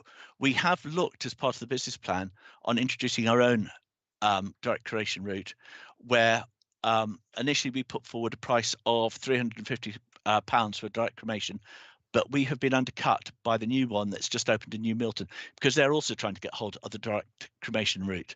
So I think it's going to impact. How much, I don't know at the moment. Sorry, can I just jump in? I'm an ignoramus. What is direct cremation? It's an unattended funeral, Councillor Lawton. Literally, as it states, it's not otherwise known as. Andy, could you start again, please? Sorry, Councillor Lawton. It's sometimes known as an unattended funeral. It is really the start of the, and that you build packages from there. But the unattended market has really taken off during the COVID period, where very limited number of people could attend a funeral. At one stage, we're down to 6 people. So it's a market that we had foreseen in our original business plan, but we weren't anticipating it to be accelerated quite as much as it did through the COVID period. So basically, it is a cremation without any attendance or any ceremonial function. And Liz, I think, wants to add to that because she's probably better explaining than me. So Okay, I'd also mention as well that direct cremation, as Andy's explained, it is a no frills cremation service. And pure cremation, which Councillor Anderson alluded to, are the busiest crematorium in terms of numbers of cremations that they've carried out in the year 2021. So they went from just under 3,000 cremations in 2020 to just under 10,000 cremations in 2021. 90% of those cremations were classed as direct cremations. So that kind of reinforces the popularity. Now, in addition to that, pure cremation actually have a very unique business model in terms of a door-to-door service. So they will collect the deceased, they will transport the deceased to their crematorium in Andover, they will carry out the cremation or direct cremation, and then they will return the cremated remains to the family. So it's classed as a door-to-door service. It's a unique business model. And as I've already explained, they are the busiest crematorium in the United Kingdom. Now there's 315 operational crematorium in the UK, and they are the busiest. Bournemouth, I think it was mentioned by one of the councillors at the start, is the second busiest. We carried out 4,446 cremations in 2021, and only 20% of them were direct cremations. The other factor that needs to be considered is the cost. It is price driven, and for a basic funeral involving the ceremonial aspect, involving the cremation, you're looking at approximately £3,500.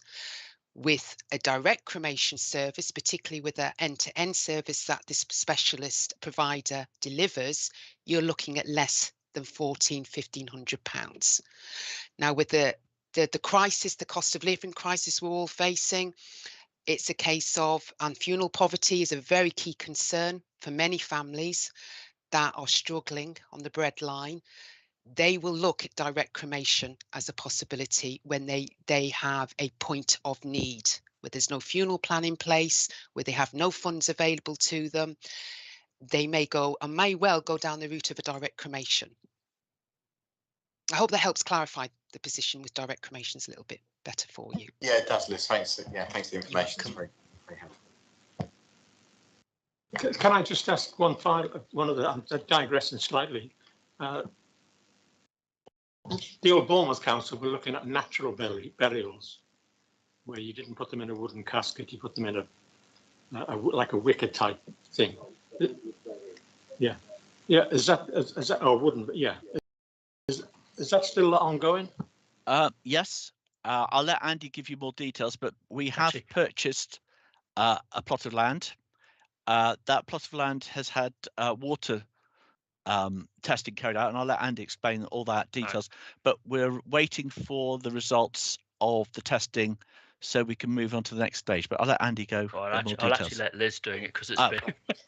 You're up again, Liz. Sorry, everyone, you're going to get fed up with the sound of my voice. So Councillor Anderson's correct. We have purchased a parcel of land, and we are looking to develop it as a natural burial site.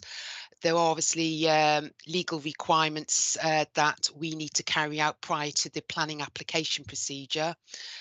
So the groundwater testing has near completion, so we're just awaiting the report from the specialist that carried out that, and then obviously there's other preliminary work that we need to undertake before we actually work towards the planning application stage. That's all I'm able to tell you at this moment in time.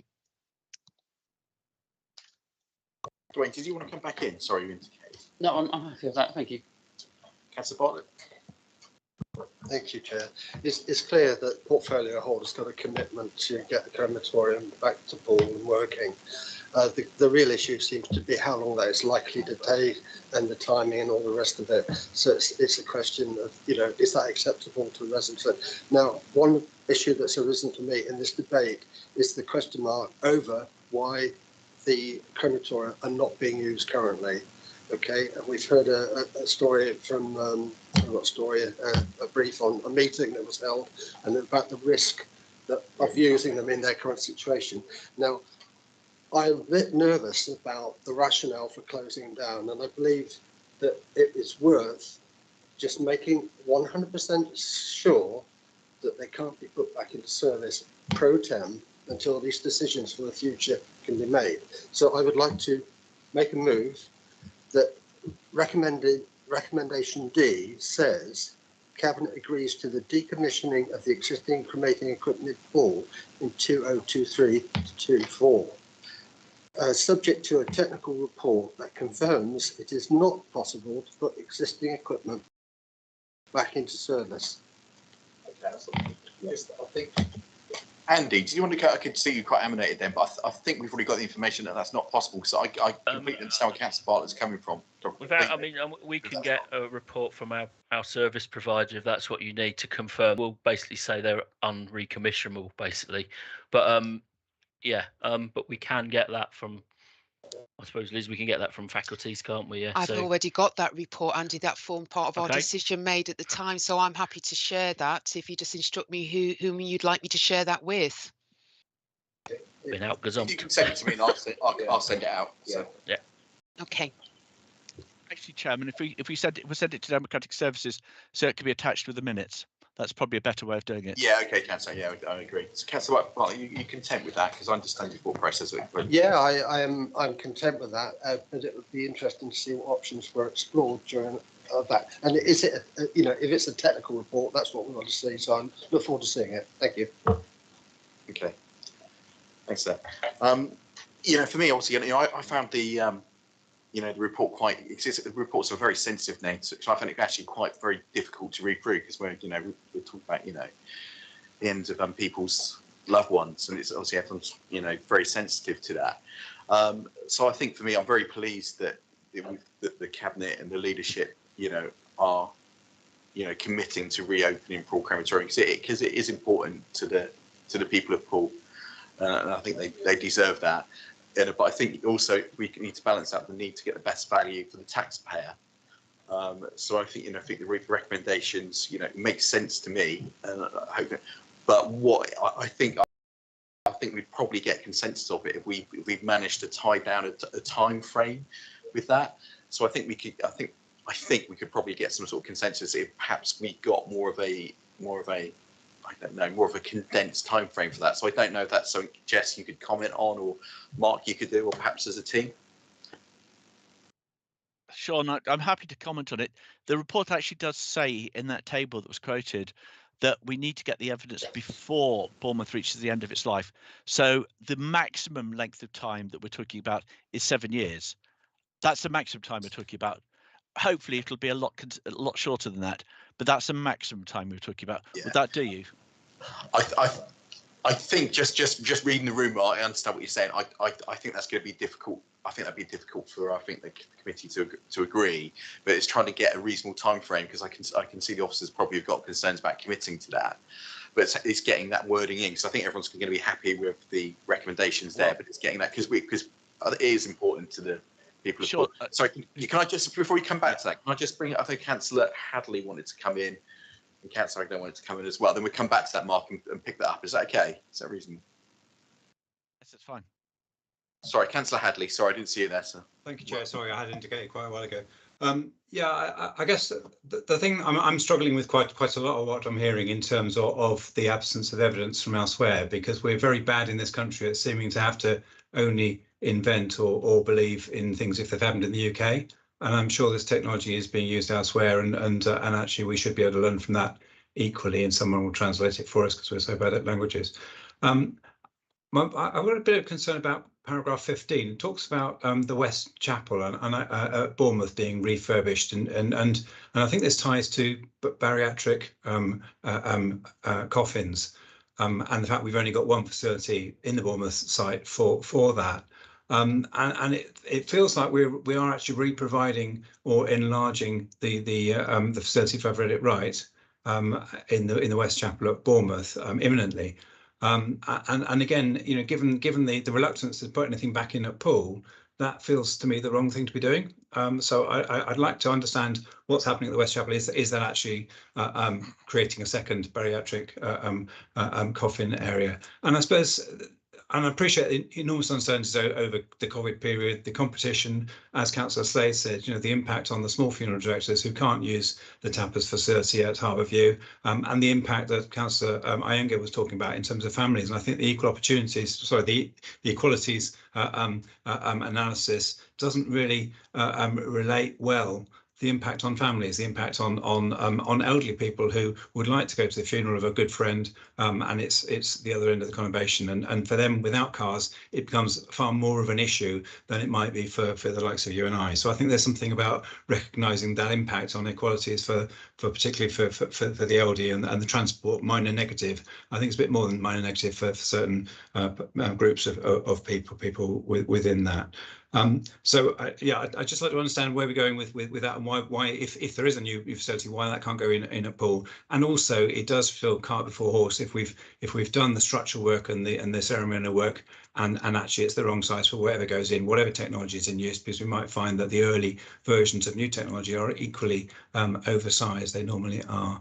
But they should be maintainable under contract and not requiring us to experiment or dive in without the knowledge. Thank you. Councillor Hadley, we have done it at Poole. The Poole cataphax in the Memorial Hall has a is bariatric sized. The reason for doing the one in the West Chapel is because it's to make it easier for families, so that it doesn't appear to be a cattle market type event, because there's only one entrance in and one entrance out. So those people that are wanting to use the bariatric cataphax, it is limited to the East Chapel, which is the bigger of the two chapels. So what we're trying to do is we're trying to make life better for the deceased and their relations. So it's a better service that we provide to them. That's the reason, nothing more than that. Yeah, if you go and have a look at the Poole at the Halo ceremonial hall, you'll see that there's one in there. It's already there. I had to look at it this afternoon, in fact. And it's very, very well done. I think the staff have done a brilliant job on it. I talked to the Seascape guys who was doing the work. Liz took me round, and I would recommend to everyone in this committee that you go and have a look at it, because the hall looks fantastic. I liked the hall before the refurbishment.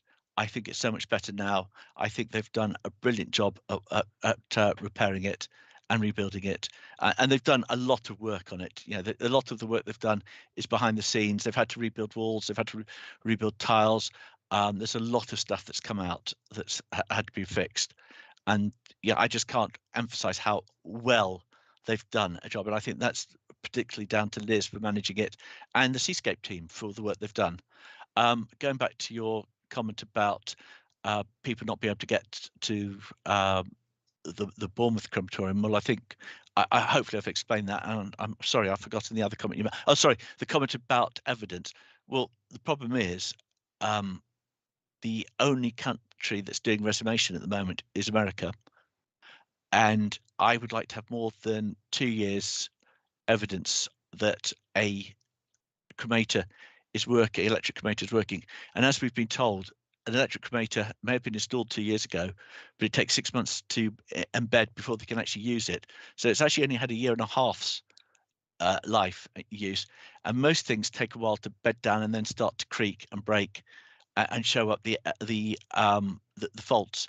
So you know, I would like at least 3 or 4 years of data, so we could look at what's around.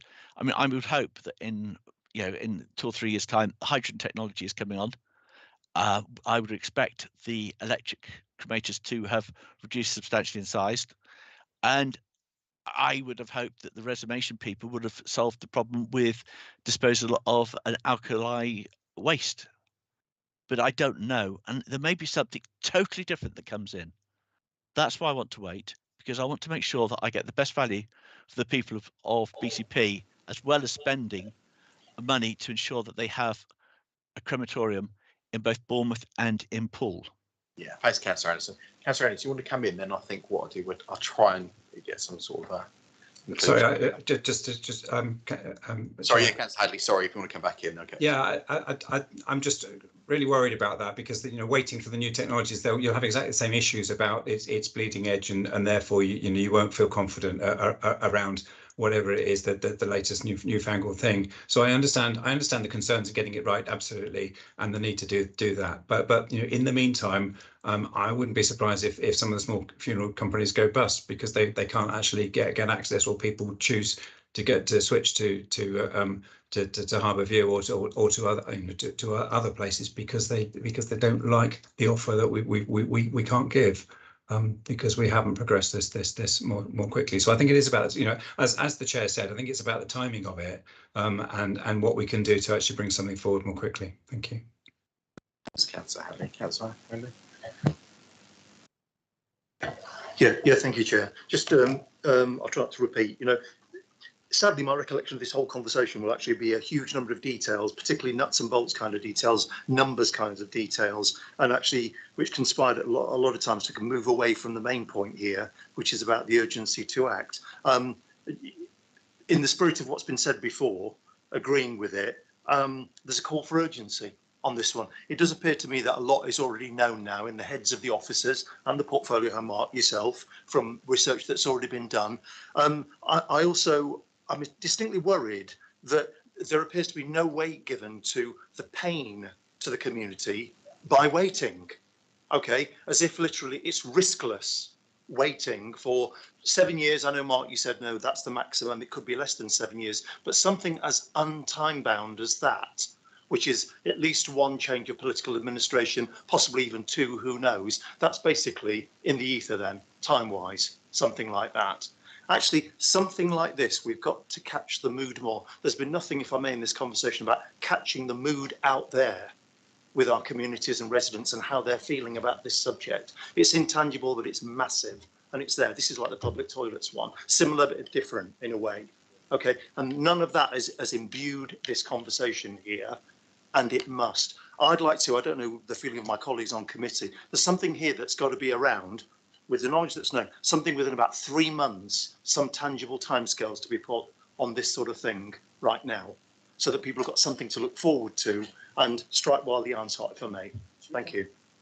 Sorry, should we just come back to that at the end, because then we might have an opportunity to get some sort of agreement that we can suggest to cabinet. Sorry, Liz, did you want to come in? Then Councillor Anderson. Well, I was just going to. Councillor Anderson, you go first, if that's okay. Well, I was just going to say that Liz has been very, very attentive to the thoughts and the feelings of the people of Poole. She's organised several deaf cafes. She's taken me along to meet the churches in Poole together on several occasions, and she regularly attends their meetings. So she, of all the people in the room and online, has done more to make sure that she feels and understands what the people want. And I'll hand over to her because I mean she could be much more elegant than I can. Thank you, Liz. I think at 10 to 10 in the evening after Councillor Anderson, I'll struggle with being eloquent at this stage. I'd just like to go back to the statement that Councillor Moore made at the start of this agenda item. And she was very, very correct when she was saying that there is very much a spiritual and psychological needs of the bereaved. And I, together with the whole of the BCP bereavement care team, are fully aware of that. Now, in terms of that spiritual need, we do provide that across all our bereavement sites within BCP, and that includes the Halo Ceremony Hall. Yes, I know, and I'm fully aware of feelings from family members, from funeral directors, from our celebrants that support our services and support the families that are grieving, that ideally they would want to have their loved one cremated where the committal takes place. But having said that, the ceremonial aspect, which is obviously where the final goodbye moment takes place within that ceremonial hall, whether that's at the Halo Ceremony Hall, whether it's in East Chapel, West Chapel, Harbour View, Charlton Park, wherever, or New Milton, that is equally as important. And obviously it's very important in terms of promoting that positive, if you could call it positive, grieving journey or bereavement journey, which is why I have very strong views about the direct cremation and the impact it will have on people's grieving journey. However, having said that, I know families, there's still very much a demand for using Poole, even though families know or are made aware that there's no cremation that takes place on site and that their loved one is transported or conveyed over to Bournemouth with certain arrangements put in place for them. There is a number of bookings that have already taken place following the funeral director and bereavement industry public preview event that myself and the team hosted last week. We now have 10 confirmed bookings at Pools Halo Ceremony Hall, in the full knowledge that cremations are not taking place on site. And in the coming week, we have 2 public preview events, which I'm hoping will showcase the magnificent work that's been done at the ceremony hall. I thank Councillor Anderson for his very, very kind comments. I can't take all the credit. It's very much a team effort. And I would also like to pay tribute to Mike Morris, who is my project manager that's been working closely with me on this, and also to Mark Browning, who's been the site manager. They have worked incredibly hard in supporting me and the team in delivering this vision. And it is, in my opinion, a vision, because I am very, very pleased with the end result, and I think our families will be. But at the same time, I'm also conscious of the fact that we're not cremating on site, and I'm also conscious of the fact that families are not entirely happy with that.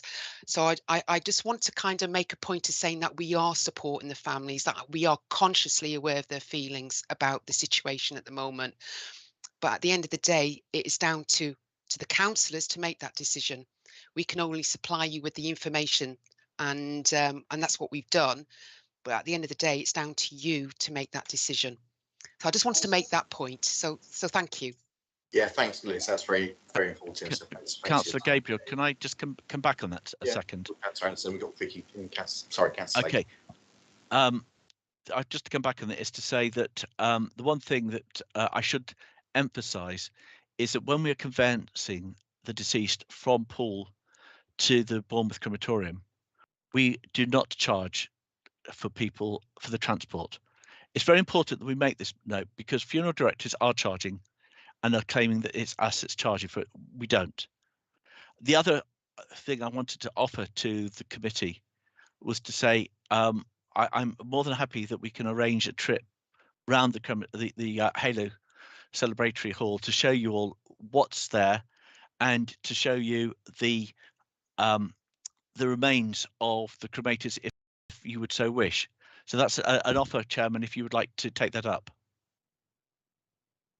Thanks for the offer, Mark, but no thanks. Yeah, thanks, Mark. Thank you. So, Councillor Slade, I think. Yeah, I'll be brief. Yeah, then we're trying to wrap it up. You know, Liz and Andy and the team are amazing. I've worked really closely with them and done all behind the scenes stuff, and they really are amazing. And there is no doubt that they've done the absolute best that they can to make it as painless as it can be for families who do not want to be in this situation. They genuinely believe that they're going to a crematorium, and then they don't have a lot of choice when they find out that, you know, they're using Leslie Shand or Nick O'Hara, and it's like, well, okay, we're going to transport from here to here.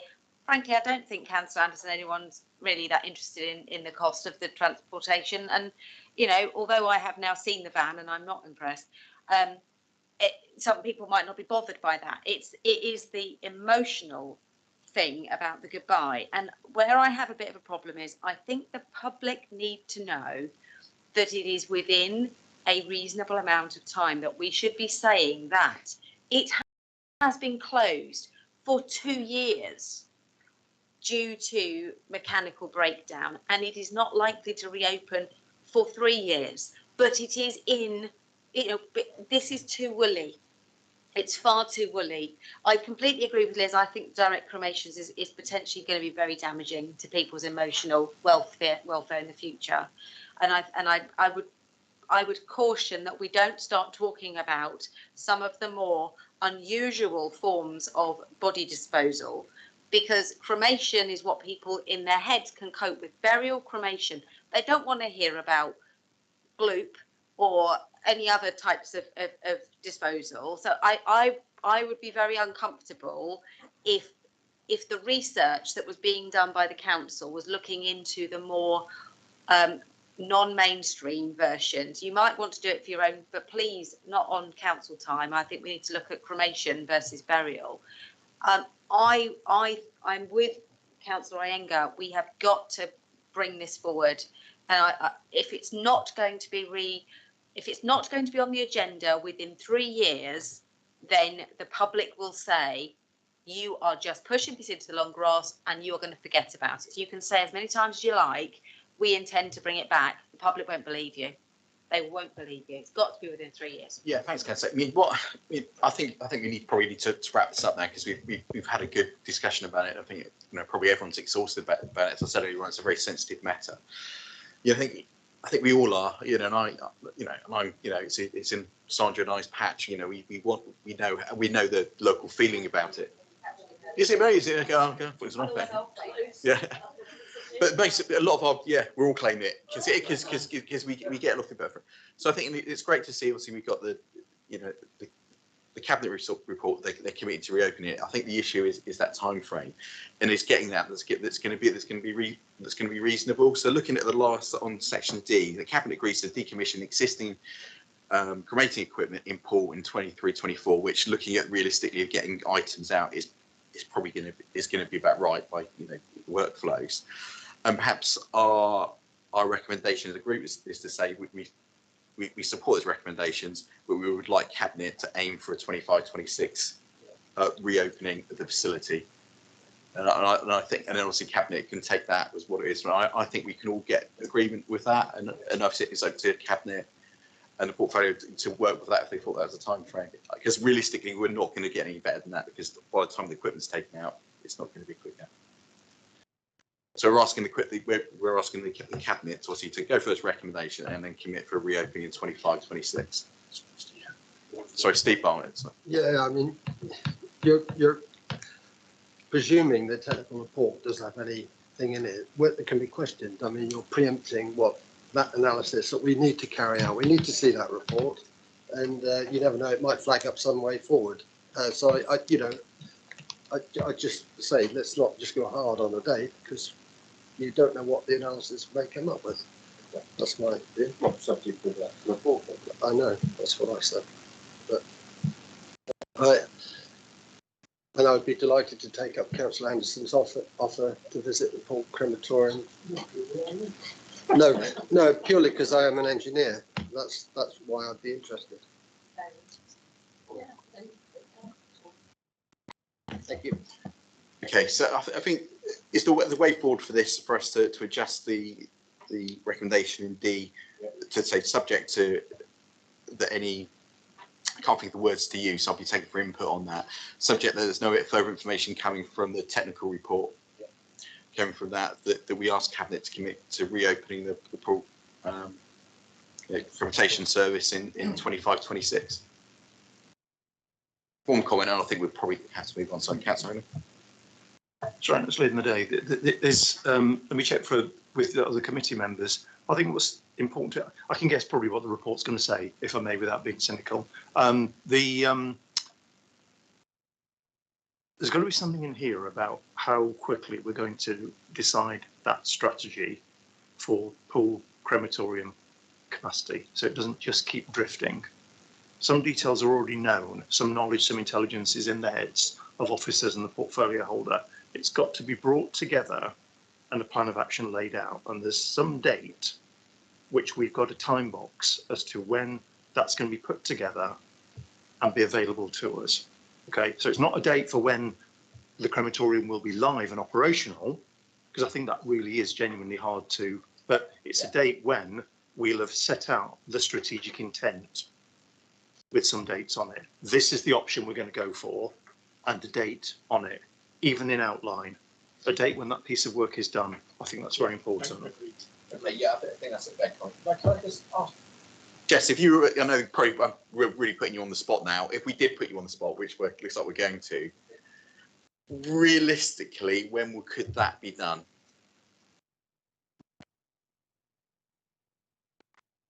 I know that's very difficult. I am sorry. Yes, it is. That is on the spot. I think we've got to give our, as you know, Mark set out really clearly here. We need the time to understand the technology. We need the time to understand the changing market and where the cost of living is going to go.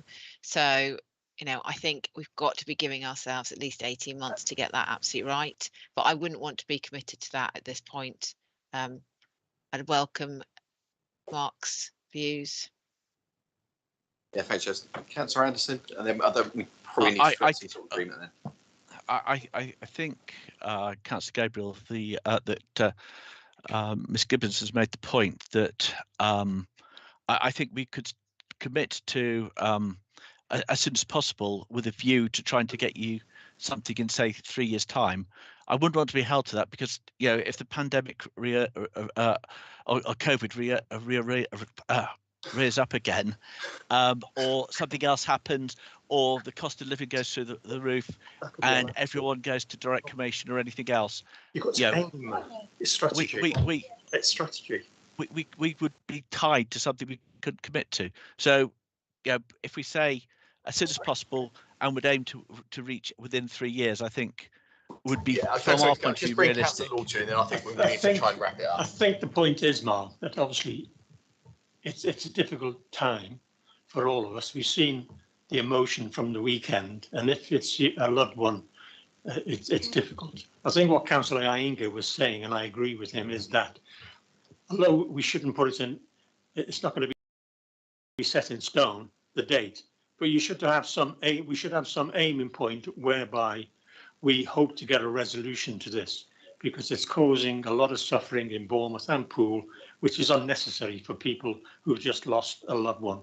And it is capacity issues, and it also will affect us financially as a council, because if we're not providing the service which a council has always provided, as in council housing and a crematoria, if we're not providing a good service, we will lose that business, and we will lose a considerable amount of financial money to us as a council. So although I don't agree with Mohan, it shouldn't be, that's it, you know, and if you don't do it by then you get your leg slapped. Yeah, but it should be an aiming point which we should try to aim for, to bring a resolution to this and to stop the poor misery which some people are having to put up with, because we've seen it at the weekend. You know, I've got to admit I cried. Now, some of the people in the room may not be monarchists, but that's fine. But I actually cried with the emotion of seeing a loved one. I carried my mum's coffin into a crematorium in Liverpool. You know, that was really distressing for me, and you can imagine what it is for other people. So please, can we ask you as a committee and as vice chairman to bring this to a resolution as soon as possible? Councillor Lawton, that was always our aim. As I said right at the beginning, you know, as soon as possible. Yeah, as quick as possible. Sorry. I think that needs to be recognised. We're all aiming for the same possible. I think it's just that time frame and the commitment on that. I mean, so, you know, so I think, you know, Jess has been an experienced officer here is saying to get a full options report. I know that's the right word for it. We're talking about an 18-month bleeding or within 18 months. So if we're looking at a commitment to have a full options appraisal within 18 months, to come back to the relevant committee and with cabinet committing or aiming for the reopening of the facility in Poole for 25-26. Would that be reasonable? Clay, would I need to actually get that written out, or are we happy with a loose assumption of those words? I don't know how people would feel about that.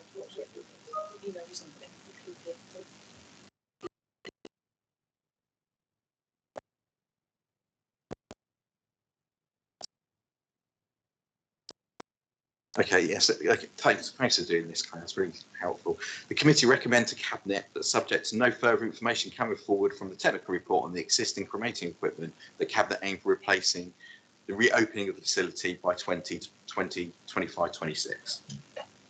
So are we happy with that? Yeah. Okay, so we'll add that to the recommendation, and that will obviously go to Cabinet for consideration. So I think it's a good example of us all working together, you know, reflecting the views of our residents, because it is a very sensitive subject. And so thanks for particularly, you know, for Jess and for Mark for all the time they've done that, because Mark's spent a lot of time looking into this, and particularly to the officers as well. And also, I think we've all had a bit of a journey finding out about these side of our services. So thanks very much. So I'll conclude that, and we'll get that added on. So thanks very much for doing that. It's like Claire's here, isn't it? Okay, folks. I think we'll move on now. Is everyone? Yeah. Yes, the last one, forward plan. Yes. We're nearly there. So what I was going to suggest we do, obviously, as you know, because of the budget situation, obviously there's going to be potential for changes in budget allocations. So what I was going to is ask for our sort of your thoughts on if I asked for the meetings going forwards that we have updates from the relevant portfolio holders of how the changes in the budgets that could or possibly or not affect the services relating to the place committees, that make it as an ongoing item for us to explore. So I can't everyone be happy with that. Is that an additional item on those two committees? Because obviously they're already quite large. Yeah. I wouldn't. The items that are on there can't really shift, can they? Yeah, I think a lot of it. I think it'd be bullet point. This is what's happening. Not a detailed report. So obviously I haven't really gone into it with the portfolio holders, but I think a really quick. This is what we're doing. This is what we've had to adjust. Yeah. So I think we can absorb. Sorry, folks. We can have a lot of we can have a lot of strain on our time, as said. The committee time is going to be limited. So we're looking at two substantial items per committee. So what we need to really think going forward. So I really appreciate the feedback that everyone's given me on the different bits of work that we'll be looking at. So we can continue that. But again, there might be things that we may think actually that's more important than item B, where we go to item A. I'm sorry, Councillor, before I go on, do you want to come in? Yeah, if I could, I was in communication yesterday with leisure services. I think that comes under place. I think it does, yeah. Yeah. I've had it confirmed that the paper regarding the proposals for a single leisure provider is being prepared with a view to January or February Cabinet. And that needs to come to scrutiny. I better declare an interest in that. Yeah, absolutely, of course. Sorry about that. No, you didn't know it. You didn't know it was coming. But it was only because they referenced it yesterday, and I thought, hang on a minute. Under the old regime, because there was scrutiny every month, things could come forward to Cabinet, and it sort of didn't matter because there was always a meeting. But I think what we found with the earlier papers today is because our schedule is so. The gaps between the meetings are so long, some of the papers are not really what they need to be because they're not at the right time in the process. Now that you can't help that, but I think we need to be clear in when we're asking for papers, actually that if we're asking for them at the wrong time, we need them at the right time. But the point with the leisure one is that is a major change of policy, and it's going to need to be scrutinised, so it needs to fit in somehow.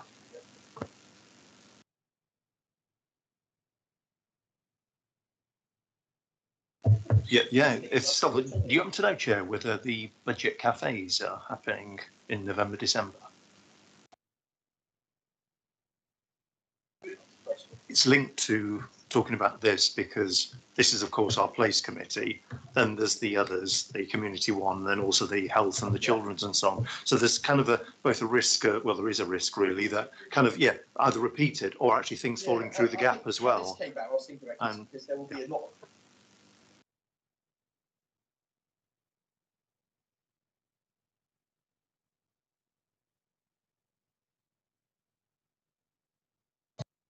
Sorry about that, but it's important for us to understand the impacts of that. But I'm not thinking of like a huge substantial item on it, but a very quick, fast-paced update on that. Well, we can see how it goes. If we feel after the first meeting, what the feedback is, and it doesn't work, we can always pull it out.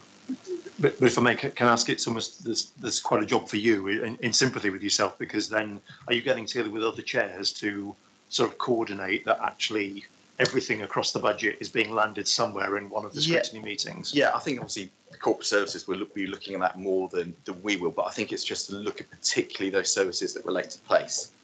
So Mark's portfolio, so say how are these budget changes actually, how that's going to affect your portfolio, and Mark will give us an update and said, okay, we've had to change this, we've had to alter that.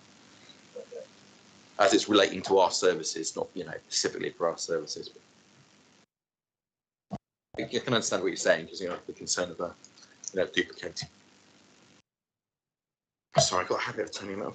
So I've had a few requests through from Councillor, I think Councillor Slade, I think actually came from Councillor Howe. I think you were pushing a couple of items for Councillor Howe. I could have got that wrong. So we've got the request for the Bournemouth Towns Fund and the BCP Future Places Pool Town Key. So obviously these are going to cabinet for consideration in October and for full council in November, which means we won't have time, as we said, we won't have time to look at that. So obviously any comments you've got, so, you know, I'd encourage you to go obviously straight to the portfolio holder, obviously bring them up in the cabinet meeting and obviously debate them in full council. In relation to the pool key item, I think we understand there's a lot of background to this item that members of the OS board, you know, would like to look at. So I'm going to ask the portfolio holder directly to include OSS, you know, overview and scrutiny engagement and timeline for this. So I hope this is going forward in October. So again, we're not going to have time to look at it, but after that, I'll get him to give us more updates on that. And thanks for everyone's input on the tree strategy. I know a lot of us, we get a few, we all love trees, just make sure we love trees. But obviously they give us they do give us occasional headaches when they roam into residents' gardens and break their glass houses and things like that. So I think it's important we look at that. So I think everyone's input in that, and we'll get that moving forwards. Okay, so I think unless everyone's got any further comments on the forward plan, I'll close that off. Chair, tree. Oh yes. Sorry. So I just wanted to clarify. Oh, sorry, Claire. Having checked it, I think the leisure services item will come under the corporate and community ONS body, but we'll pick that up anyway and pass it on.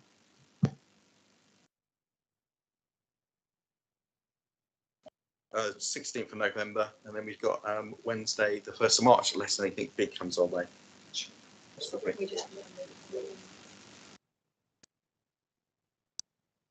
Oh right, the members on that. We don't need to have membership, but we can just get everyone.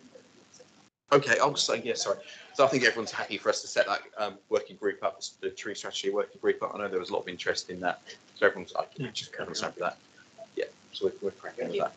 Thank you. Excuse me, Chair, do you think we need another meeting? Sorry, I'm looking at Claire Growing there. Do you think there's one in November, there's one in March?